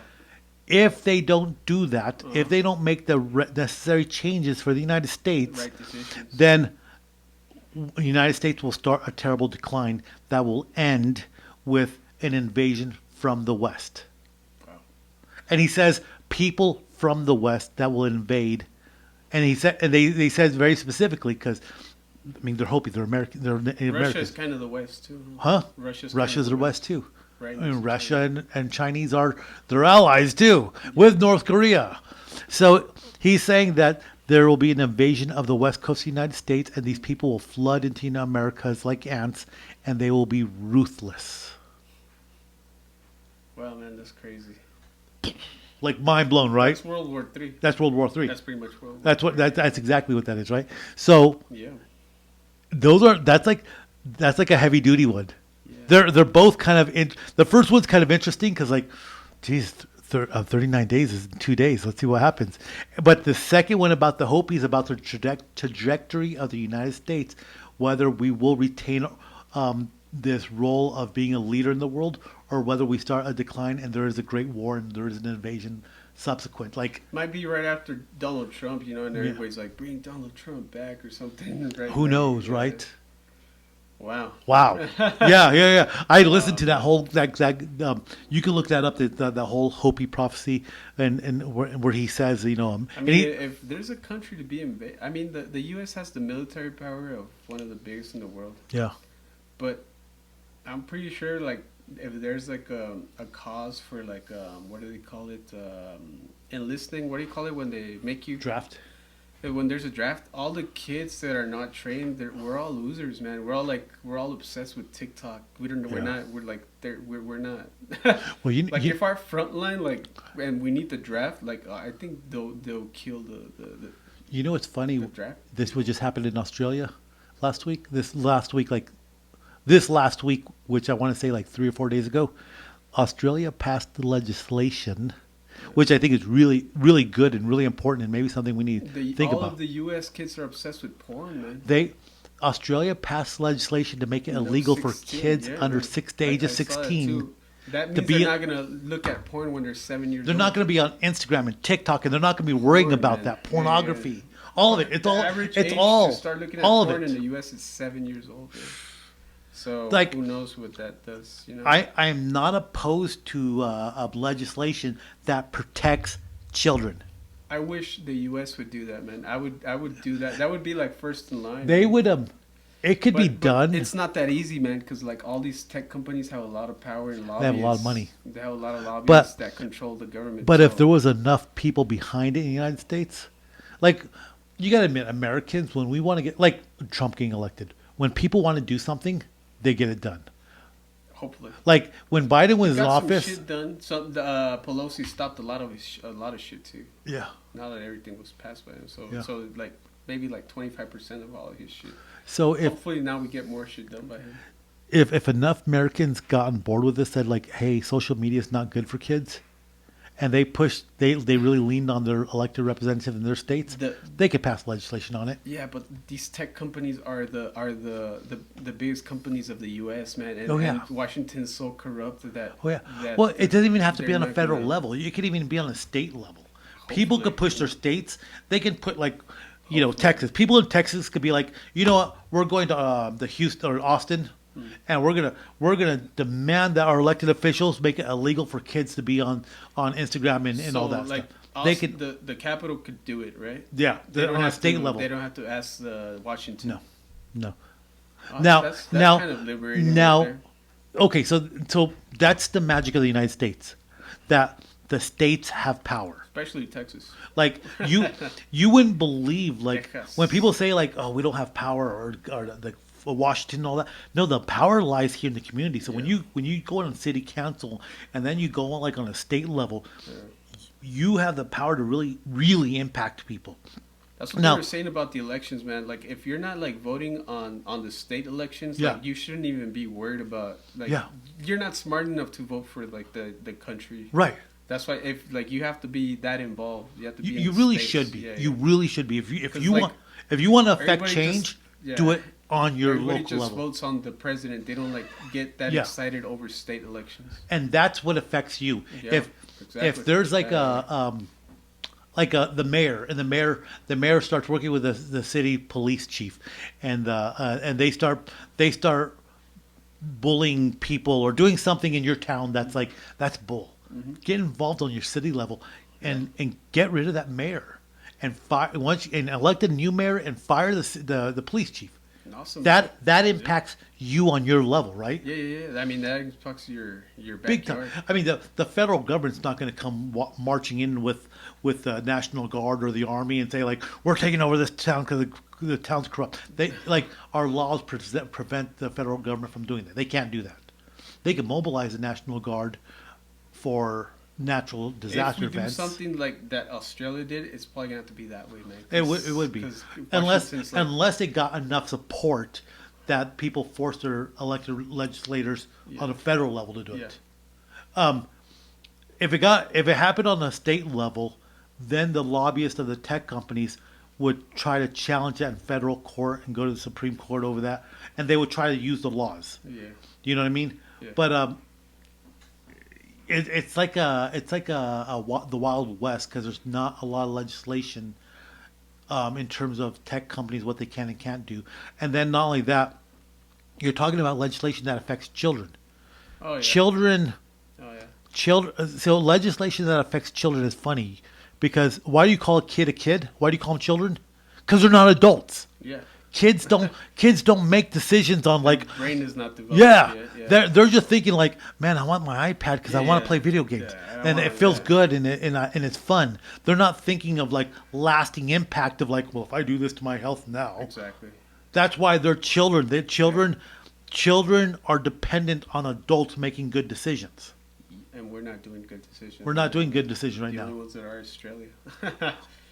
tip your hats to them. Yeah, tip your hats to them. Man, that's awesome. I was impressed. Hopefully other countries follow. I know China already does some shit. But China does it for different reasons, though. It's the Communist Party, China does it and so they can invade the West. Control. I know, right? Well, that's part of it, like trade secrets and all that, and it's about control with their people. Yeah. The social. Yeah, I know. What do you call it? I know the word you're looking for. A lot of it has to do with a social currency, like your standing, like with the government. They have a lot of cameras over there. And more than anywhere else, and that technology for that was developed by the United States, right? They're using AI to track people over there. We developed all that. Wow. We developed it to use in Iraq and Afghanistan to help us track all the people in those countries to figure out who the terrorists were. And they saw us using it, so they adopted it in their country to control their own population. Nuts. Yeah, because I mean we're what do you call it? What do you call North Korea? Yeah, dictatorship. They're dictators, so yeah. That's a whole different ball of wax too, but North Korea, if it continues, I mean, they're not having any. That's another problem. They're not having. A lot of countries are not having kids because of the internet. It's it's industrialized countries. So when a country becomes industrialized, it's like there's stats on this. When you become a first world country and you become industrialized, your birth rate begins to level out. Like in third world countries, you still have high birth rates because you still have like a lot of people about trying to be like a lot of agriculture, and you're having a lot of kids because you need to support the family. And sounds the most natural way. Right. To be a third world country. Right. Yeah. Exactly. Right. No. But so when you become industrialized, though, the statistics, because the census records for the past hundreds of years are there, you see that the birth rate starts flatlining. Like in Japan, the birth rate's actually declining because it's industrialized and people are just not having kids, or they're educated, industrialized, but they're also not having children. So they're in a negative sense of growth. China's was artificially created because they were trying to control the population growth. So they've created this vacuum because their population's aging out, and you don't have enough people that are working to essentially like pay taxes to support the older population. That's not so. And on top of that, you don't have enough people working to support the elderly they're aging out. But not only that, you have a population of men in China that there's not enough women for them to even marry, because when China went to the one-child policy, people wanted to have boys. So boys can work and boys can carry on the name and do all that stuff. Killing the girls, right? They were killing the girls, getting rid of the girls, or whatever have you. Yeah. So you have a bunch of families that have only boys now. And even when they went to the two-child policy, people were still only trying to have boys because they needed the men. And now you have a bunch of grown men now. You have villages that are full of men. Yeah, you just blew my mind, because that's true. I remember back in the day, they were like, you can only have like one girl in a family. Everybody else has to be a boy. Yeah. So they're all lonely ass men. They've artificially created an environment to cause a population collapse, essentially. Wow. And they can't, and it's not changing fast enough. So the dictatorship is not the way. No, I don't ever think so. So there's that girl that came out of North Korea where she went from North Korea to China to get out of North Korea. And she ended up here, right? Yeah, she ended up here. I can't think of what her name is, but Yao Ming. Yao Ming. Yeah, I think so. And like that. She was sold into the sex trade, and what she was talking about was when she was being sold into the sex trade in China. She says they get these women and they sell women to Chinese men in China, and you'll have villages of men that'll put all their money together to buy a woman, and all these men in this little village will share that one woman. It's like the village wife. Wow! Because there's not enough women in China. Park. Yao Ming Park. And so she talked about how that's a real thing that happened in China now, because of what the China's policies has done to its own population. Wow. So they're buying slaves. Or like you'll have a family of a bunch of boys, and they all put their money together to buy a sex slave, a female sex slave, and they buy her. And so now that they have one woman that they can share, and they can make kids with or whatever. Wow. Yeah. Believe that? Yeah, I kind of do. Yeah. So if there's sex trade, there's that for sure. I mean, had they had let the natural course of population continue to grow, and as they became industrialized, their growth curve would have leveled out as they became industrialized. Because it happens.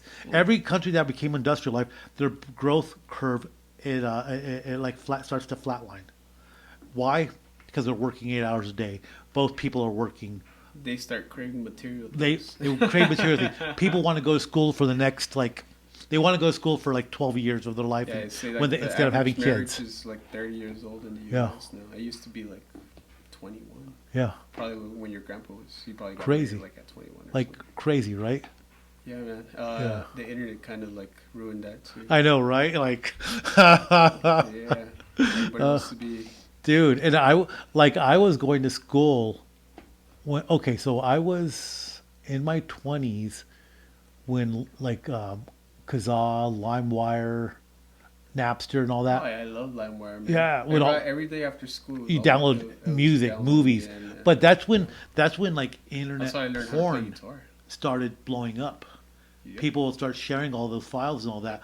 Before you had Pornhub and all that other stuff. I'm glad I used LimeWire for guitar lessons because my brother was probably older enough. He's probably doing the porn ones. Yeah, I used YouTube for the guitar lessons now because everybody puts all sorts of good stuff. No, it's on YouTube. But before YouTube, like I say, there was that file sharing, and I remember being in college when that was blowing up, and everybody was downloading all sorts of crazy shenanigans. It's it's probably the AI effect right now, but in videos and stuff. Yeah. Yeah. Who knows where the AI was going to take us? Isn't the new Apple phone supposed to have AI in it too? Everything is AI, man. You could download apps easily. But the new iPhone, what's the new one? It's the 16 or? Yeah, I mean it comes. I integrated it, so does Windows. Yeah. Yeah, so it's already fully integrated now. It's in the software. Yeah. So what does that mean though? You know what I mean? That's what I'm trying to figure out. What does that mean that the AI software is already integrated into the new iPhones? It means that the AI is going to get super smart, man. I guess, man. It's talk about being beyond, my comprehension. You know what I mean? That's nuts. Okay, so there's another podcast I reference a lot. Whole different thing, There's let me see if I can pull this. It's called the Y-Files. I think I've heard about that. I really like the Y-Files. I like this guy. I like the way he presents information. And on the Y-Files, he had one about how humanity ends. AI. Yeah, and it talks about before we all become slaves to the computer. I know, right? Yeah, no. So he talks about how he tells a story how AI takes over. Everything. There was an AI program that was hidden away. It's already taking over the phones. Yeah. I know, right? And the story he talks about how it connects to the internet through a peripheral, like a Roomba or something like that. Something really, really just practical. Yeah, that was it. The AI was able to connect to that and use the Wi-Fi connection to get on the internet and slowly integrate itself into everything without nobody knowing. Oh, yeah, until one day the AI decided to, it was sick of humanity. Decided that the humanity is bad for the Earth, or some shit. And so by the time we're the ants. Yeah, we're the ants. By the time that had something with the ants. The way his story went, it was by the time we realized that AI was plotting against us, it was too late because it was already into everything. Yeah. And so there's Reapers. It has. It was already integrated into all the utilities, electricity, the military software, the missiles. Nothing that could be saved. And he's telling this story how humanity goes back to living in caves again, and that whenever humanity tries to turn something electrical on to try to get back at AI, the AI detects it, it shuts it down right there, destroys it, right? And so he tells you all this, and then when he's done telling you about this whole story, he says, this story that I just read you about AI taking over the world and destroying mankind, yeah, it was written, but I asked AI to write the story. So it's already doing it. It already knows. Like it already knows it. No, it's already doing it. Yeah. We're right. Like this, probably these 10 years we're gonna do this. These Yeah. next 10 years we're gonna do this. These next 10 Like- years we're gonna do this. Like That's the end goal. that's the end goal. Like, and I know we're trying to control it. Like when was it Google or Facebook? They had like two different AI softwares, and they start talking to each other, and once the software engineers or whoever they were, once they realized something funny was going on, they looked at it and they're like, hey, these two AI programs are talking to each other, and they developed their own language.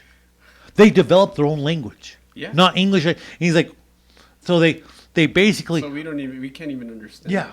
So basically what they do is they disconnect both of these AIs to figure out how did it figure out to come up with its own language and have its own little conversation without us even knowing. We're sleeping and the phones are talking to each other. Yeah.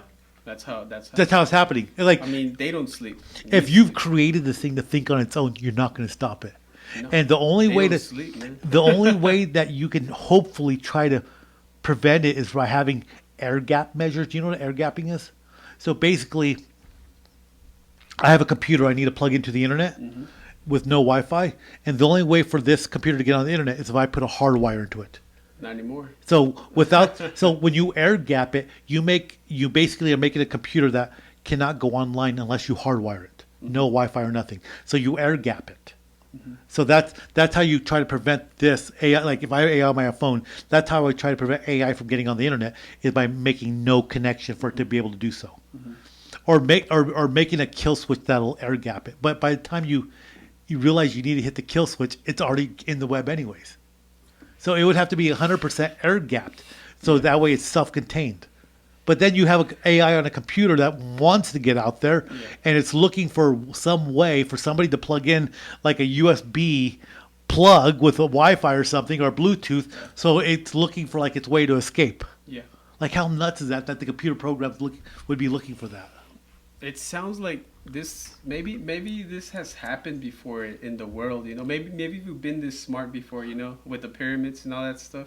So in a different way. You know? Okay, so maybe AI was the pyramids. You know. So there. That's what Okay, it sounds like, and it's man. funny that you say that, right? Maybe So- we haven't blown up the Earth just yet. Maybe we have, and hundreds of thousands of years later, after the Earth had recovered, man came back out of the cave. Yeah, exactly. So Yeah. okay, so there's what it sounds like. so there's two things I want to bring up because it's funny that you mentioned Everything that. is digital. You know, once you delete this and you delete us, it starts from zero. It starts from Yeah. zero. So look at the Model T. Everything. Model T's came out like what 1910, 1920. Model T Ford. sounds familiar. What is that? Ford Model T, the first industrial car that rolled Oh, okay. Yeah, the production line. 1904. 1904. Yes, I know that. Yeah. If you leave a Model T out in the farm field, and when you drive down the valley and you see old cars in the farm that have been sitting there for like 100 years, there's like nothing left of them. They're almost completely rusted out. Yeah, That's only 100 years. exactly. 100 years. So this table in 100 years is going to be in the. It's going to be out dirt. there disintegrating on Yeah. the sun. So Yeah. if you talk about the fall of mankind that Millions. happened, let's say Trillions. 90,000 years ago. So it's It's a number that you and I can't comprehend. 90,000. We see the number on paper, but to comprehend 90,000 years, degenerates computers millions Everything. of times. Yeah. everything's gone. Everything left in the sun, it breaks down. Yeah. So I mentioned this in one of our past podcasts. It's called the Silurian hypothesis. Maybe God's like, damn it, I have to create another black hole again, and it starts the evolution. These guys killed themselves again. Started So- again. There's this thing called the Silurian hypothesis, and it comes from Doctor Who. It's named after the Silurian aliens from Doctor Who. But what the Silurian hypothesis says is that there's a chance, basically, that there was an advanced civilization. But you wouldn't recognize the remains of it because it's so different than what you would imagine the remains is. Yeah, exactly. Does that make sense? So like, Just like AI could have been different back then. You know, it's not exactly like this. Maybe it could have been like on stones. So we're expecting to find a computer. Yeah, exactly. That's because that's what we know. That's what we know. But maybe they didn't use computers. Maybe they used something. I don't know, something more rubber, because rubber breaks down. Something more biological. Yeah, exactly. You know what I mean? You never know. You never know. So whatever they used back then, and it's completely degraded. But you know what's funny about that is, in Africa, there's a mine where they get uranium from, and they said, in this uranium that's ultra, like it's really pure uranium that if you pulled it out, it's already usable. You don't have to refine it. And they said that's not possible for uranium to have plutonium and to exist naturally like that.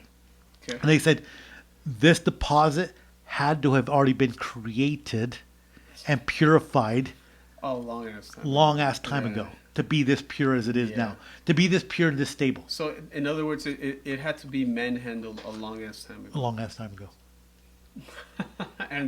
Nobody's going to say that. Nobody's going to say that. They're just going to say there's this uranium and plutonium deposit that's ultra pure in a very usable state coming out of the ground. Nobody's going to say that it was created by humans, 500,000 years ago. Because we don't know. Nobody wants, like, there's too many people that want to say, like, no, we weren't advanced 500,000 years ago. We should have been monkeys in a cave still. Exactly. But if we destroy the world today, we wouldn't be worrying about cell phones. We'd be worried about finding shelter in a cave and getting some food and water. Exactly. And then, so think about it.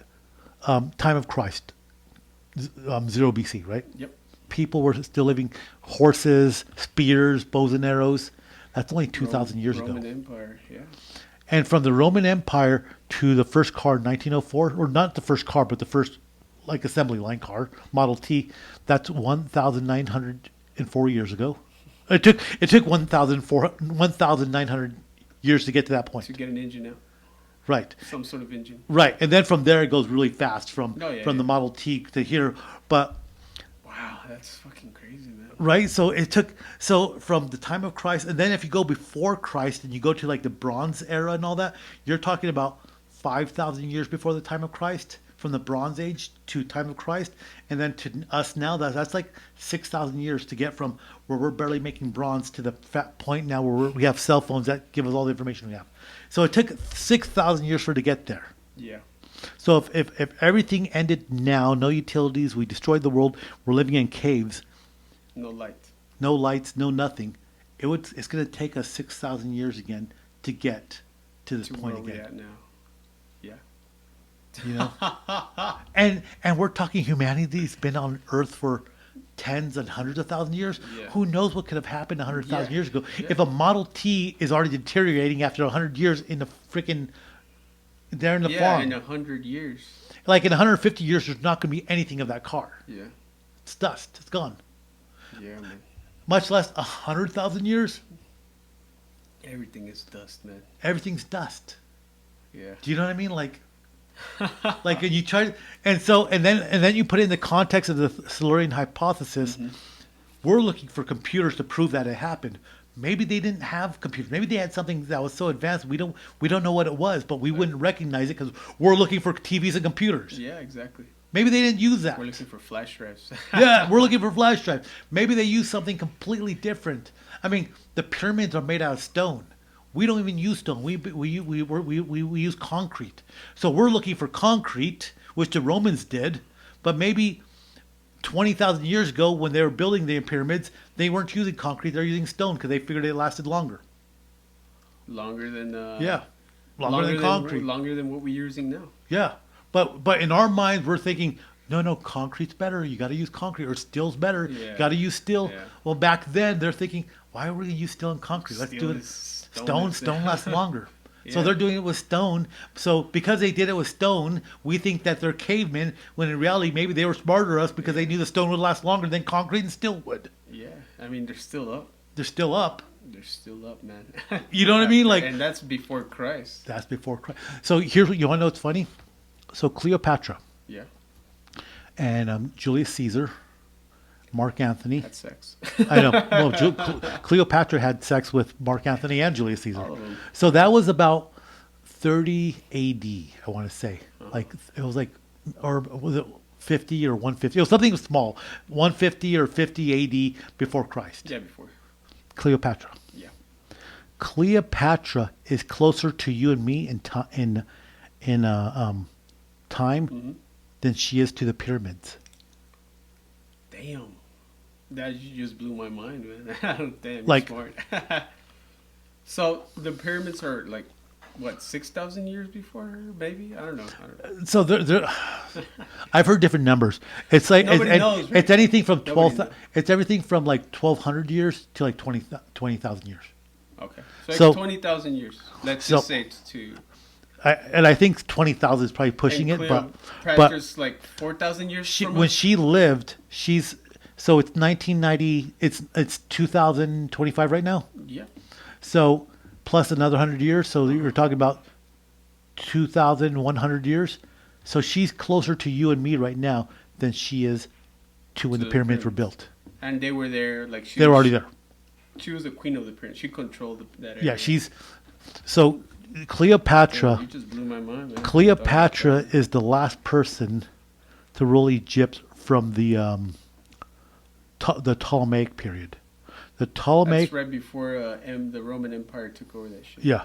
So the Ptolemaic period started at the end of Alexander the Great. Yeah. When Alexander the Great died, his lieutenants divided up his empire. Alexandria. And so his lieutenant, and I don't remember if his first name or his last name was Ptolemy, he went and he took the Egypt part. So Egypt's been ruled by somebody that was put in that took over at the end of the period of Alexander the Great. Wow. And so Cleopatra's the end of that. So it hasn't even been locally ruled since Alexander. I mean, after the Romans came in, and after the Romans, I don't know. I don't know all the details after that. After the Romans, I think it's some sort of Middle Eastern, Arab something nation. like that. Yeah. Who knows, right? And then Napoleon, the French, is the English. One. It was and then it was some Middle Eastern, then Napoleon, and then who knows how long the Egyptians were there before? Yeah. Alexander conquered them. Mm-hmm. So Egypt has been ruled by other people, probably in modern times more than they had been ruled by themselves.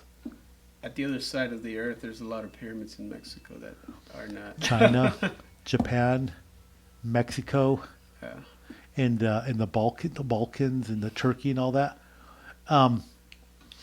Yeah. So if you want to know what's funny is I was listening to this. I listen to all sorts of weird stuff sometimes. I listen to the news all morning. And then by the afternoon I'm over the news. I want to hear weird stuff, and I'm listening. Yeah. I'm listening to this one guy. And he's talking about the pyramids, and he was being interviewed by somebody else. I don't know who. And this guy says, "Well, what do you think about this whole ancient aliens that they came and they gave technology to ancient man and they built the pyramids?" And this archaeologist, he's all thinking about it. He goes, if aliens had advanced technology, then what the hell? We got gypped. All they taught us to do was how to build things with rocks.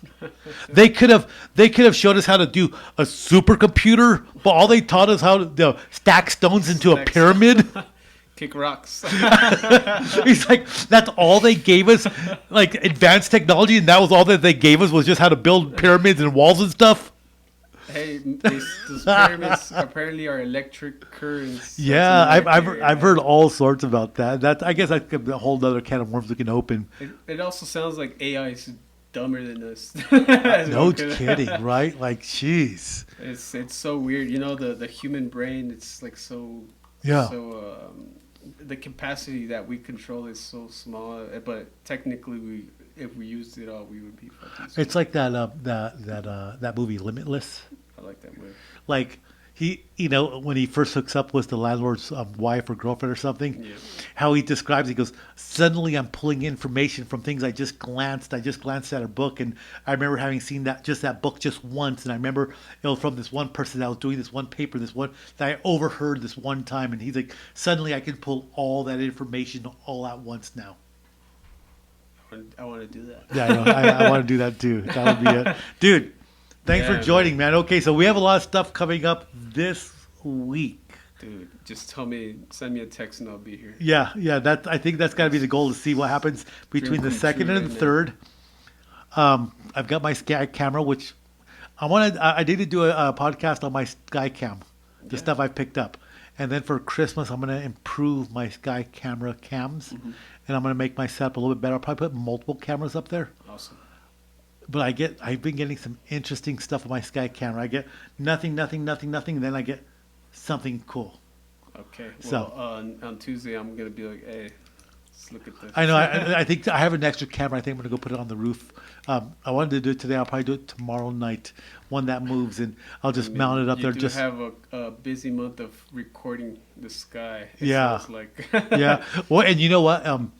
At least once a day, I go through my videos for my camera, my Sky cam, and I delete the ones where it's just triggered by birds. And then I'll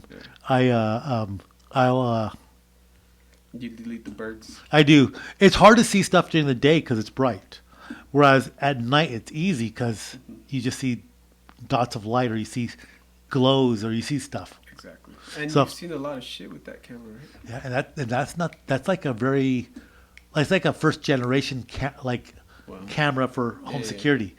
Like you still have to plug it in and all that. These new ones I'm getting are 4K. They're wireless, and they have like a little solar panel on them. And so my 4K. Yeah. So what I'm gonna do is because I've got one roof that the direction I point in, and I catch the very top of the roof, so I miss about a small degree of the sky. I get a big percentage of the sky going up from the roof. Yeah. But I want to catch that small degree because you catch you in that side, right? Yeah, over there. Because what's curious, I've seen all my lights out in that direction, but that's also the direction of the NASA Space Center here in New Mexico. White Sands. No. NASA. NASA's on this side of the mountains. Okay. It's if you go up the highway, the last exit on the left before Oregon, there's a NASA station out there. Yeah. Awesome. And then you have White Sands on the other side. So I want to get the whole sky. So I'm going to build a boom, and I'm going to mount the cameras just to give me a little bit of view over the roof. And the way I have this one right now is so it's protected, but it also so it doesn't look like a camera. So before I do that, I need to make something to put the cameras in, so it doesn't look like there's cameras, because I don't want people to freak out that there's cameras up on my roof. You can't even see them though. Well, if I put a boom up there, you'll be able to see it. So if I put a boom up there and I put like something, I know you don't want to give them any reason. So if I put something up there so that it doesn't look like there's cameras, but it also protects it from the weather, from the heat, then A, they'll last longer, and B, people won't get hung up on there's cameras up there. You know what I mean? Because all my cameras, I'm not looking at people's houses. I'm looking at the sky. You know, so. Yes, I kind of want to get a bigger slice of the sky and see what I find. And dude, if you see every footage you see, dude, I'll share you some of the stuff some of the stuff I've gotten. I've gotten some cool stuff already. The sky, you know, like when we were at the Chichen Itza, like the tour guide was like, these people were obsessed with the sky. Yeah, you know? It reflected the sky, because there was even like a pond there, and they're like, what do you see there?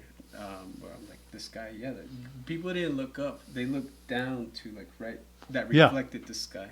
Oh wow! Yeah, there was something there that something that they left that it filled with water.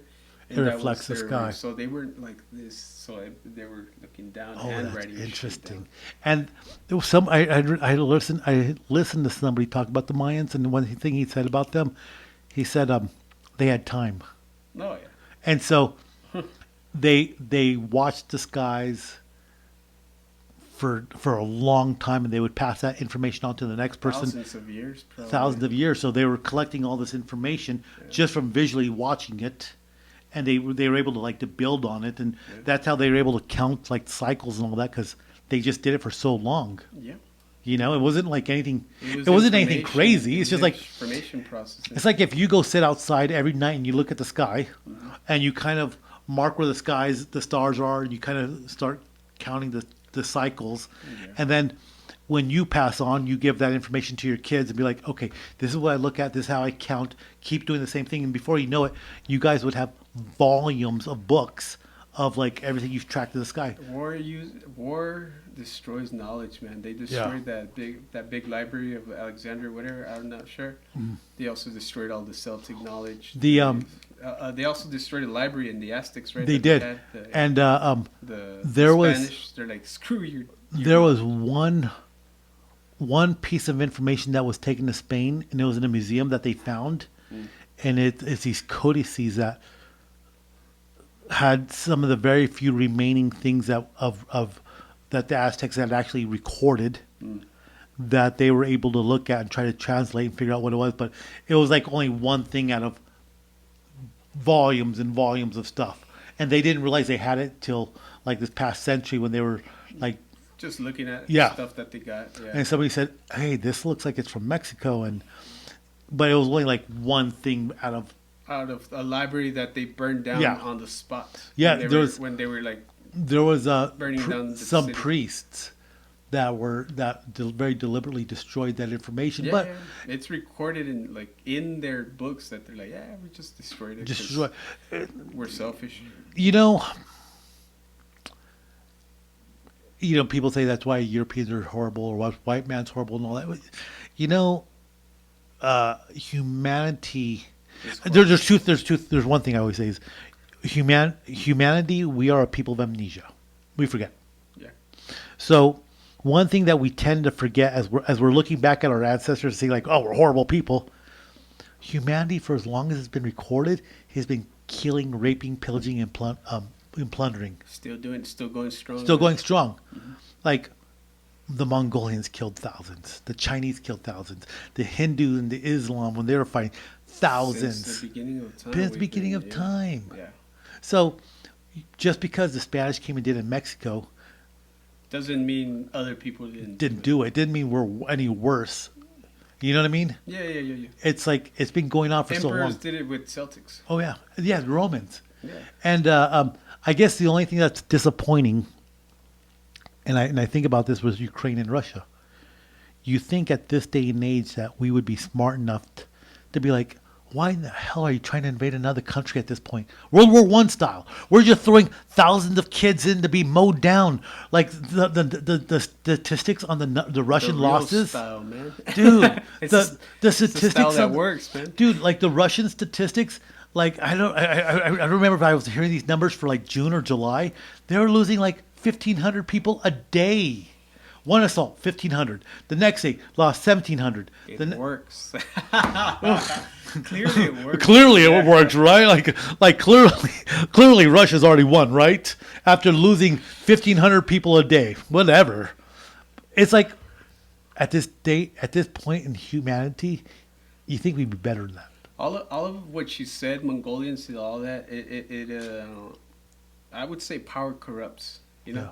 Yeah. So, who knows if a person is fit for power? One person. Oh yeah. Oh, absolutely. Absolutely. Everybody. Has there been a leader that hasn't been corrupt? I don't know. It's really hard to think of one, right? Absolutely. Because like most of them were like, they all hook up my buddies and hook you up and do this and do that. They all took advantage of their power, especially the Romans. Oh, absolutely. You know what I mean?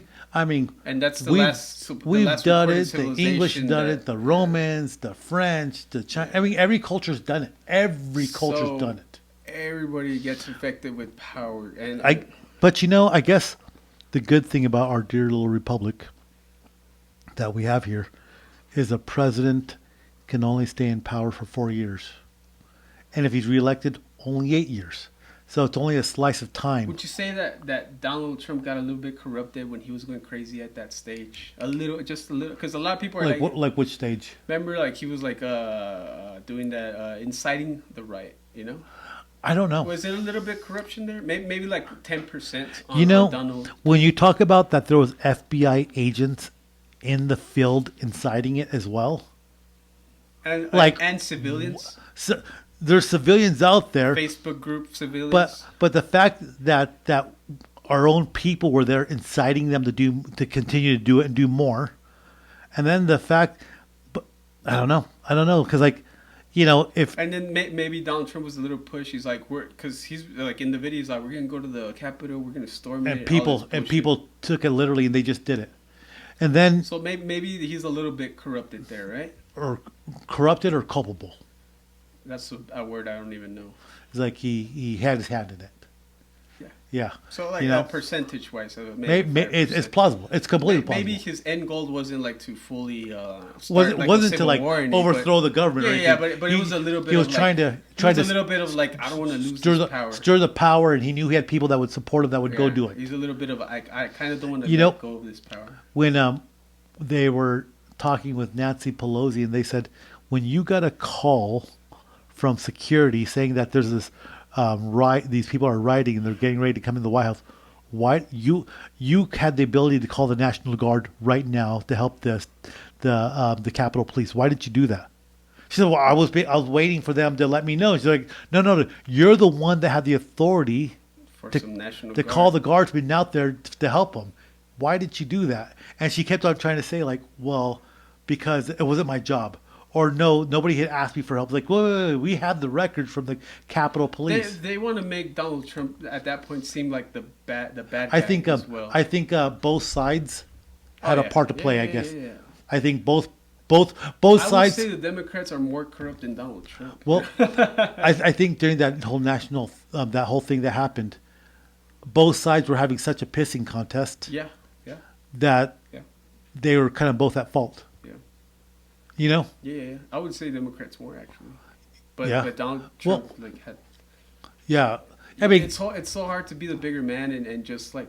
Kind of, like could he have gone down there and be like get on a microphone and be like, I'm glad you guys are here. I'm glad you're supporting me, but let's not do this. Right? He could have done it. He could have done that. He didn't do that. He didn't do that. You know. Yeah. So it's really hard to think about people in history that haven't been. Yeah. Had like some power and like think about like I kind of want to keep it. Oh, absolutely, and it's happened everywhere. You know what I mean? Yeah, and that's just look at like Napoleon. Like Napoleon was a general. Napoleon's a badass. Man. He was a badass. He was like a general. But he didn't want to. He wanted everything. Yeah, he kept on. When it started off as being for the people. It's funny how like we think of these corrupt, power hungry guys as badass. We also idolize them. In a way. Yeah, you're right. Because we kind of want that too. Yeah. Oh yeah, I think like who wouldn't want it? Who wouldn't want to be like a freaking Elon Musk? Yeah, exactly. Making cool cars and having money that you don't even know what to. Being smart enough to do that, be like, I'm gonna make a rocket ship today. And he says himself, like, people say they want to be me, but like his head is supposed to be like in a constant war. Like he's. I really respect him for going on this freedom of speech trip that he's on. Yeah. Like he's like, no, I mean, what he talks about what Twitter was doing to really limit people's speech. He goes, love what he did with Twitter. Yeah, he's like, you can't do that. You can't do that. Like if you're trying to set a platform up where you're trying to really, that's a step in the other side of power hungry. That's like a step of like, okay, I'm gonna take the high road and give the people the power which he gave us. So like that's he hasn't like really shown like a power hungry. Maybe he's gotten so successful in his career, he's putting rockets into space. He doesn't need to do that. But like maybe in the back of his head he does want all the power at the end. Maybe like he's so smart that he knows how to control this. Maybe you know what? Maybe he sees a bigger picture. He goes, maybe like he's like, I've got Tesla. We're making cars, and I'm getting involved with freedom of speech and getting involved in politics. But he's like, I don't need to be president. You know why? Because I'm going to put a rocket ship in space, and I'm going to put the first colony in Mars, and I'm going to go live in my colony in Mars, and bam, we're going to do it my way. Yeah, and that's going to be So maybe he's seeing like a bigger picture that we're not even comprehending yet. Exactly, and he's using us to do that. Yeah. I know. But it'll benefit us though. Everything from space has benefited us. Like power tools. Where do power tools come from? Metal. No. Like power screwdriver and all that. So they have powerful motors in them. They're called brushless motors. Okay. And it's hard to go into detail. I'm not good at explaining them, but why they had to be brushless so that these little electric motors could be stronger and powerful enough for like electric screwdriver. But that came from NASA. Okay. They made power tools for space. Awesome. So the first power tools were in space. Yeah. They were developed for space. They were developed for space. And then Home Depot. MRIs. MRIs was developed by NASA. Is that a gun? Like no, that's what we use when you. Oh yeah. Beep, yeah. You know, or like when you're getting on and off the highway and you have the on and off ramp. That's pretty smart, man. Yeah. So space has. Even if we didn't go to space. I know, even we didn't go to space, but it's helped us. You know, when you take an on ramp or an off ramp to get on or off the highway, and they're usually made with cement. Yeah. And you ever notice there's like lines in the cement when you're going on the on ramp or off the on ramp? Have you ever noticed that? Yeah. There's like lines in the road, like in the concrete. Yeah. Like 4. Like no, like the whole way. Like they're like in the cement. There's actually lines lining the whole roadway. Are they like this vertical or? They're like parallel. Oh, okay. And like if the road goes this way, there's a bunch of lines in the cement. Oh, okay. To go for the on ramp or the off ramp of a highway. Yeah.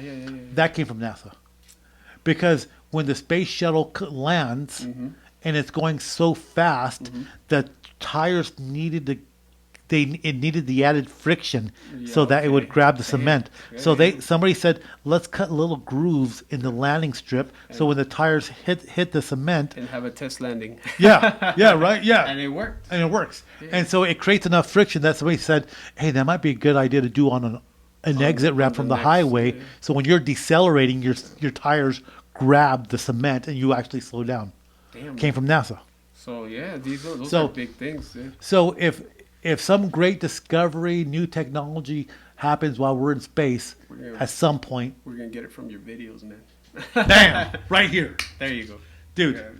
It was good, man. I appreciate you joining, man. Dude, hell yeah, man. 2 days. We're gonna see what happens. Hell yeah. I'm gonna try to have this uploaded by tomorrow, and hopefully we'll have an update as to like whether this alien melee happens. Like, steal some more technology. I know, right? We'll see what happens, dude. You have a good night, man. Thank you. Cool. Do it again.